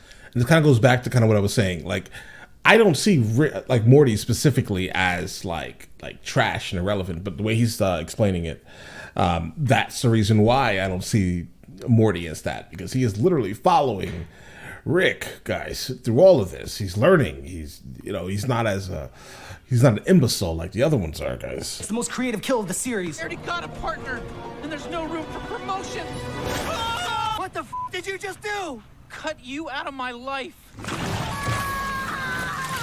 Our Morty is becoming a strong, earnest, powerful force in the galaxy, more similar at this point to evil Morty than that fresh-faced, anxious, weak-willed, little apologetic child we met back in season 1, episode 1. As evil Morty reveals Rick's backstory, challenges the system rather than any individual, stabs a hole through the central finite curve, and melts the Citadel into nothingness, killing a significant chunk of all Mortys and all Ricks, our Rick is left genuinely relying on his Morty, a massive portion of his godhood destroyed. He's been humbled so many times he appears unable to continue pretending he doesn't need or care about Morty. In the episode prior to the finale, Rick, just to be a dick to Morty because Morty pissed him off, tells him he's fired and then teams up with 2 crows as a way to demean him and show him how replaceable and meaningless he is. You're just trying to make me feel worthless. I never said you're worthless. In fact, I've given you a very clear metric of your worth. 2 crows. However, while he's on this petty power trip, he inexplicably learns suddenly the actual meaning of collaboration and trust. I'm a bad partner because I never made you a true partner. The crows made me see that. But just because he's experienced that authentically in one particular capacity, it doesn't mean he's actually matured to the point of being able to repair and maintain his relationships. Instead, he uses this newfound wholesomeness as a version of escapism from responsibility yet again. He gives Morty that bullshit from an abuser where they're like, I'm sorry, I have to abandon you for your good. So we're like back, right? Rick and Morty. No, Morty, I think we're done. What we had was abusive, so I need to leave with the crows and see what more they can teach me. I'll always be your grandpa, Morty. I'm just kind of obsessed with crows now. You know, as opposed to, oh, I realized how I was treating you shittily. I'm gonna treat you non-shitty now. If you hurt someone's feelings, that's how you get accountable. You don't remove yourself from the situation. You fix yourself. Be better. Speaking from experience. Everyone's capable of mistreating the people they love in their life. Everyone's capable of accountability for that and doing the other thing instead as well. When Rick's 2 crows cheat on him adventuring with somebody else, he comes crawling back to Morty, abandons this new kick of accountability, and is like, let's just do Rick and Morty again. Wubba-lubba-dub-dub, I'm back, pal. That lesson of vulnerability and collaboration with a partner doesn't sink into his relationship with Morty until Morty takes him to task for it, reveals his backstory, jumps the shark, takes away his mystery, and then the apparatus of his manufactured godhood is literally crumbling around him. Rick, did you really leave the crows for me? Or did you come back because they dumped you? There you go. You kid. know they dumped Now him, you're bro. evil Morty too. The writers have really wrung themselves out on Rick's ironic not giving a shit. It's a little less interesting than it was 5 seasons ago. And our Morty has progressed to the point he's a genuine, powerful force to be reckoned with in the galaxy. A real partner. The showrunners have advanced their non-stop fun box beyond the original formula, the meta-analysis and subsequent destruction of that formula being written as the literal plot of the first 5 seasons. Because sometimes fun is episodic, but sometimes it's way more fun to tell a compelling story. So I don't know what the fuck they're gonna do in the future if evil Morty is the only person to have escaped the central finite curve, or if he's collapsed it across the multiverse. But as far as I'm concerned, seasons 1 through 5 tell the story of Rick and Morty the show, and then that show being destroyed. I kind of got into a passionate ad-lib tangent at the end there, so I don't know how to transition to the next part, but I don't know if I'm known for my clean transitions. Part 6, follow your bliss. I talk a lot of shit about objectivity No, sir, and art. you're not. I will continue to do so. I prefer critical analysis to common opinion, the caveat I would readily add being that if objective analysis with reliable methods and reference points fails you, then subjectivity will give you more creative reach. Something doesn't necessarily have to live up to anyone's individual codified standards of quality in order to be valuable. I just think it's much more valuable to talk about why something works and how it affects us rather than being like, I like it, it makes me happy. Intuition, analysis, subjectivity, objectivity. What do I believe? Let me just say something I fucking believe. I take art very seriously, and it feels dismissive and reductive to declare it's all subjective. No one's in control of quality or excellence, and everyone just likes what they like, and any value only exists in the eye of the beholder. There is craft, there are explanations as to how profound effects are achieved, and you as a fan deserve to understand why you love what you love. Appreciate its goodness beyond your inarticulatable feely-wheelies. Yes, the way you receive these eternal, reliable, communicatable forces will be colored by your individual perspective and experience. And it's beautiful. Everyone's the center of their own universe. Blah, blah, fucking blah. But there's more. You can dig deeper. You should dig deeper. Art is a reflection of our desire for meaning in this universe. Maybe you like a review channel to have someone remind you of what you already know and think. Or maybe you like being exposed to other people's just subjective experiences. That's fine. Relying exclusively on objective tools of analysis is not a good way to invent something that's never been done before. It's not a good way to access your imagination. It can make you cutty and elitist. Wait, I can't say that on YouTube. Ah, fuck. What am I talking about? You don't want your analysis to stifle your intuition. You don't want your mortal insecurity to interfere with your participation in godhood. You don't want your intelligence to blind you to wisdom. You don't want your impulse to serialize everything into a string of calculated beauty to harm your ability to simply enjoy something as evergreen and intuitive as art. Your objective tools of analysis are for understanding how your intuition operates at its best. There's something to fall back on when you're lost in the woods and you don't know where to go next. Our job is to walk through the woods. I use a compass when I do it so that we don't walk in pointless circles and end up only exploring part of the woods. I do not want anyone in this room being like, we have to adhere to this thing, because I do think it's a little oppressive. As soon as it becomes thou shalt, it's like, it is pointless. They're a method to effectively communicate something and purposefully induce any particular sensation or idea in the mind of the audience. Subjectivity and objectivity are another dialectic to try to accept both extremes of simultaneously, taking the transcendence from each and allowing them to shine in contradiction. As an artist and as a person, you cannot commit wholeheartedly to an extreme forever. You have to be prepared to accept multiple contradictory truths if you want the most out of life. Rick and Morty is a fascinating live study of a creative team navigating these hardcore extremities, drifting from one to the other in whatever direction begets the most joy. Sometimes the joy is wildly uncomfortable. Sometimes it's a little moment of sincerely impactful writing. Sometimes it's an orgasmically fan-servicey sci-fi action scene. Sometimes it's a stupid ending to a meaningless episode. Sometimes it's an incest baby. Okay, listen. In season 5, episode 4, unfortunately titled Rick Pendant Spray, Morty fucks a horse fleshlight. Rick goes to the place that he did it to harvest horse sperm to make a thing, and the result is monster Morty sperm stalking the globe trying to fertilize the largest thing possible. I didn't write it. The sperm traveled to the Grand Canyon because I didn't write it. Why would the sperm go to the Grand Canyon? What do you think? You can't be serious. Are we in middle school? Morty's sister, not knowing that it's Morty's sperm, offers one of her eggs to be enlarged to bait the sperm to a location for a final stand. When Morty can't hide from his shame anymore and must confess his fatherhood to these monsters, the stakes immediately skyrocket to do not let this incest baby happen. My sperm is all mine. What? Don't let them reach my sister's egg. You'll be making a giant incest baby. Except for Jerry, whose stakes are, he just got really good at filling up cups of water for the president and is feeling great fulfillment out of it. Is this water for everyone? Yes, and I'd love a glass. Coming up. At least do something useful, like Jerry. Right to the top. We're about to make a giant incest baby. Oh, well, now we're all in our darkest hour. Good for him. Our heroes appear to prevail with the assistance of one particularly loyal sperm that seems to have saved the day until the One Ring, it beats him. Sticky! Sticky. The incest baby is created and is promptly launched into space, and now he's just up there. Dear God, no, you can't be real. Listen, I hate it. Everyone hates it. But I suspect with admiration on principle that the writers hated it too. In fact, I'm basically 100% sure they had this idea, and then as soon as it was spoken, they knew they had no choice. Yeah, I will it's gonna now be weird, apply bro. Joseph Campbell's philosophy of bliss to the incest baby. Watch me do it with shock and awe and a measure of disappointment. Campbell was a very spiritual person. His investment in Native American mythology, then Eastern religion, and then universally binding spiritual narratives was not made for story structure or television. The Campbell monomyth thing was never a guide for how to write movies or TV shows. Campbell didn't like movies. He was a Catholic Boy Scout who thought it was cool that Native American stories had a lot of similarity to the gospel. It was more concerned with the meaning of life and the fabric of reality itself. If Rick has the prototypical unhealthy relationship with the Eternal, then Campbell has the best possible relationship with the Eternal. I mean, make that a dialectic or I don't know, keep it on theme. It doesn't matter if it makes sense. One of his very faith-based principles that, of course, he can back up with ancient Sanskrit because he's a fucking asshole, is follow your bliss. Follow your bliss.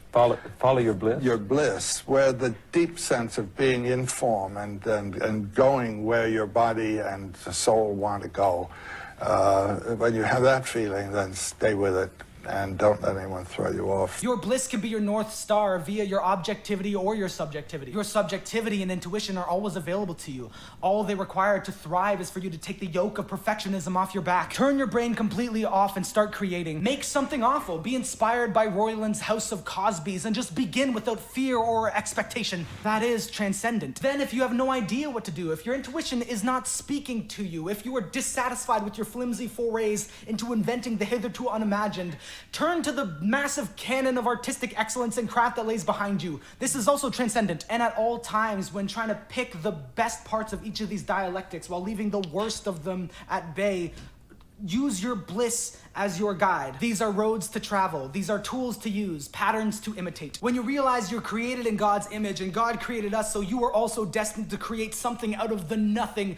Go where you are needed. Use what you must to manifest the otherworldly beauty into our physical reality. Carefully construct your arrows. Construct your arrow that points at something unspeakable. You've always got extremes and a spectrum between. How you navigate between them, follow that motherfucking bliss. Always follow your bliss.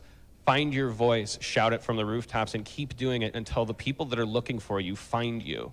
Stay put. This is what the Rick and Morty writers transparently, textually struggle with between serialization and the episodic. They're sitting in a room chasing comedy and meaning and bliss, and they go where they need to go. When they have the idea of the incest baby, and they can't let go of the discomfort and the incredibly visceral stakes of the potential of an incest baby. Oh, this sucks. All of the in-universe characters, all of the creators of the show and the audience are deeply invested in hating this concept. It's compelling. This is creativity that makes you feel something. And so they do it passionately. Then for the next few episodes, the characters will not stop bringing it up. Your kids and their grandpa are asking you to do an activity? When did that stop being a parent's wettest dream? I guess around the time our family created a giant incest baby. Oh my God, we made a giant incest baby. You might be a clone. I exist because you guys failed to abort me. We get the family we get, not the one we want. As you guys recall, and as a lot of people keep bringing up, Morty and I did accidentally create a giant incest baby. Until a few episodes later, they satisfy this horrible, shitty promise and leave it in the past by revealing Summer has a secret CIA relationship with her incest child, and she names him Naruto, and he saves him from certain destruction. I was supposed to help discipline him so they could turn him into the ultimate weapon. Instead, I trained him to love. Shit, put that down, Naruto! Fuck it. Naruto Smith, giant incest space baby extraordinaire. I'm in pain. His Wikipedia page says it is unknown how he is able to breathe in space. An understatement, perhaps. Rick and Morty is gonna last for a long time, and these guys are gonna keep trying to create evergreen, endlessly rewatchable TV while honoring character development and their epic scope. The first 5 seasons made the concept of the show Rick and Morty existing inexplicably the overarching story the characters within the show Rick and Morty are wrestling with. And the climax thus far was the show breaking from its core characterization and central conceit, prospectively sustaining their endless episodic fun by pushing the characters into a new endless space. And you know what other show folds its episodic structure into the DNA of the story? Go ahead. Miraculous Tales of Ladybug and Cat Noir. In the daytime, I'm Marinette. For you simultaneously unfortunate that? and fortunate folks who are not familiar, you're fortunate because you get to watch it now. I'm so What do you excited mean? for you. Marinette Dupenchang lives a double life as the superhero Ladybug, keeping her identity secret, saving the city of Paris from villains every week. Ladybug's partner is Cat Noir, a wisecracking goofball working with her to protect the city and also flirting with her with unreciprocated romantic affection. But what Marinette doesn't know is Cat Noir's secret identity is Adrian Agreste, the boy of her dreams that goes to her high school. It's tragic, it's frustrating, they're in love with each other, but they don't know it. And people complain about this episodic conceit, the fact that they won't change this or allow them to fall in love with each other. Motherfucker, these two are not mature enough to love each other. They're in childish love with idealized versions of the other. They need to fall in love with the version that they're not looking for. Taking a shortcut by revealing their identities to each other prematurely would literally end the world due to their indulgence in their personal teenage fantasies. The show teaches us this again and again. We literally see the world end when it occurs, and we have to use time travel mechanics and other reality bending strategies to reset ourselves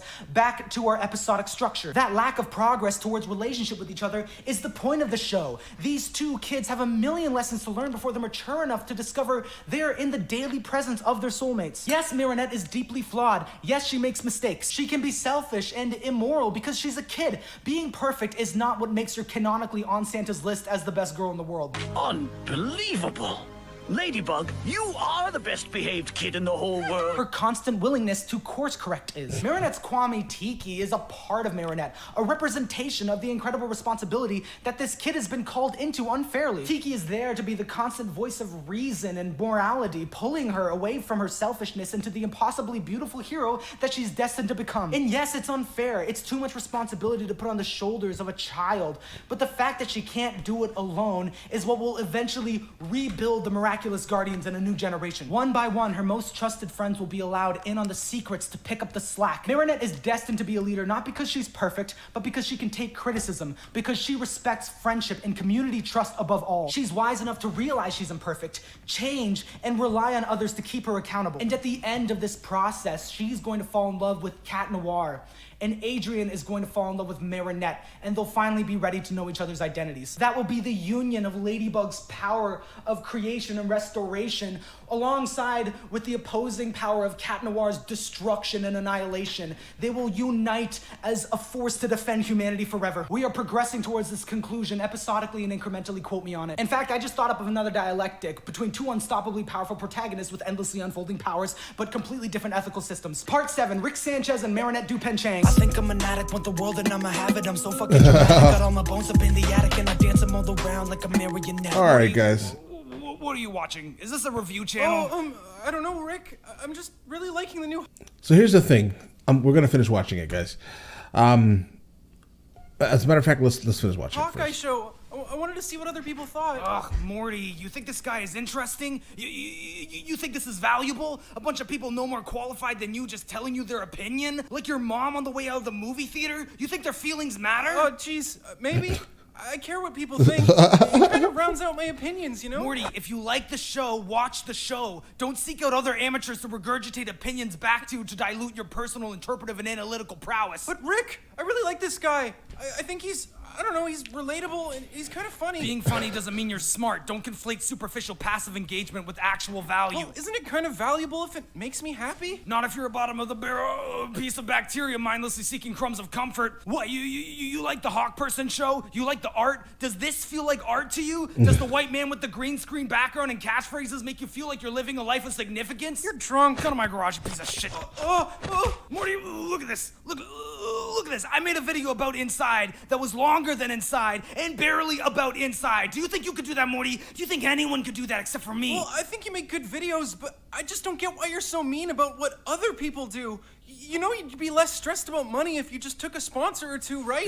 You think I would for a second reduce the quality of what I produce on behalf of a corporation that doesn't give a shit about what I make? Oh. Or my audience for that matter? You think I'd set that precedent? The second you take corporations' money, you're beholden to them. You have to take notes, Morty. Do I look like I take notes? Well, I guess not. But Okay, it's just wow. how people make money. Well, I'm not here to make money, Morty. I want power. I want Right. resources. I want to defy corporate profit motive. My ambitions don't plateau at bending over and letting a studio gently fuck me while I thank them for letting me try to create within the parameters. What does this have to do with sponsorships? Are you even talking about YouTube anymore? Oh, big money loves us throwing up in each other's mouths. They don't want us to know it's possible to build our own creative industries. They don't want us to be independent. They don't want us to develop a relationship with God through our myths and stories. It's not profitable enough for these lizards. Look, I don't know what you're talking about anymore. I like Marvel. I like YouTubers. Sue me! Oh, sure, then your flimsy convictions would seem worthy of debating by merit of my participation. You're not even qualified to disagree with me. We're not even having the same conversation. Your opinions are like the sneezes of a fly. I'm constructing a better world for flies. You know why YouTube shows you your analytics? So, you know what people like? So you can make better content? You really believe that, Morty? They show you data that represents how much money you make them. Those numbers represent how profitable your channel is to their automated bottom line. They don't care how well your career is doing. They just want you to feel like you're not doing enough, so you slave away as a loyal employee to a vat of money that it doesn't even know you exist, Morty. So YouTube is bad? YouTube's a system, Morty. It's land ownership. They own the market in which we trade. That just sounds like non-productive, anti-capitalist lip service. Oh, I'm amassing capital, baby. I'm making my own money. I'm ensuring the longevity of my career. I'm establishing a foundational authenticity that's magnetic to the public. I'm gonna have these studios begging at my feet like dogs. I'm only making video essays to pay my rent and build my audience. Then I'm gonna leverage that momentum and capital into doing something I actually give a shit about. Oh, bullshit! You don't care about YouTube. You spend all day on your stupid videos. Oh, yeah? Because I'm not a fucking hack? Well, maybe stop acting like you're so far above it. Don't tell me what to do! I'm not telling you what to do, you're telling me what to do. I'm telling you the truth, Morty! guys. Shut up, Rick! You don't know what's best for me. You never ask what I think. You always say you don't like Jordan Peterson, but you sound just like him. Take that back. Well, it's true! He talks about myths and meaning and stuff. I've seen his stuff on YouTube. You say the same things as him, just less implicitly transphobic. That's because of Joseph Campbell. Jordan Peterson. Campbell! Peterson! Ah! When you are a child, when you are young and a young person, you are a camel. A camel. Whoa. Okay, hold on, guys. Okay, all right. We're going to start from the beginning, okay? I definitely never knew that there was so much like behind the show Rick and Morty. I'm being honest, right? Anytime I've encountered the show, I've always enjoyed it. I found it absolutely hilarious. Yeah, absurd at times. Well, a lot of the times, right? And so this is the thing. Oh my God. Hold on, guys. There's so much we just encountered. So as they were giving like, this, for the most part, advice to like creators, right? I love the whole concept of that because, everyone needs to not, like less thinking. How about this? Less thinking that this needs to be perfect and definitely more doing. That's something real. Okay. That's something absolutely real. I think we all need to be able to, all the creators at least, be able to do that, right? Now, let's just fast forward. Obviously, CJ, great, absolutely. Let's fast forward to this last segment here. Didn't expect that, right? It's kind of the reason why, like on my main channel, like a lot of people have just been like, how do you explain that, guys? A lot of companies have been attempting to, and I mean a lot of companies, like for real, have been attempting to, for the most part, infiltrate, right, the channel by saying, hey, we'll give you X amount of money if you can put in like a 30-minute, like a 30-second pre-roll ad campaign or something in one of your videos. And I'm just like, I don't really want to do that, right? I haven't gotten to the point where, I mean, honestly, based off of like how the channel is going currently, my main channel, guys, I'm trying not to have to do that, but we're coming to a point where, like, I may actually need to bring in sponsorship if I want to continue doing, like, YouTube full time. Even though I know that it's the summer and the summer views are pretty bad. They're abysmal, right? But I'm trying not to have to, stoop to that point, right? Of having to add sponsors to the channel. I do think that absolutely brings down the overall quality of what you can produce, right? Because then what happens is that they're like, I don't know if you should be doing this specific type of, content on your channel. How about we do this because it's more friendly to this, right? And it's just like, I don't really want to do that, right? I don't know. I like the fact that you guys all tell me what you guys want to see for the most part, right? I like that. But again, like specifically, like these summer months are really hard on us YouTubers, right? Absolutely. It kind of makes you wonder if it's a correct thing to do, right? But we shall overcome this, absolutely. And hopefully, things pick back up in like maybe September or October. So we don't have to start pulling sponsors, because without a doubt, like if things don't, I guess, turn around in terms of like views, at least by September, then we may actually have to start bringing on the corporate side. Unfortunately, definitely don't want to do that though. But listen, guys, absolutely amazing video essay here. I again never knew anything about the behind the scenes stuff, and it definitely attracts me more to the show now, because now I feel like I need to watch everything all over again, because that was not my experience while watching this, guys. It just wasn't, right? But all right, listen, let me know in the comments of the next thing I should be checking out, right? And I will get into that as soon as I possibly can, all right? Listen, you guys all have an amazing day, absolutely amazing day, all right? Enjoy it thoroughly.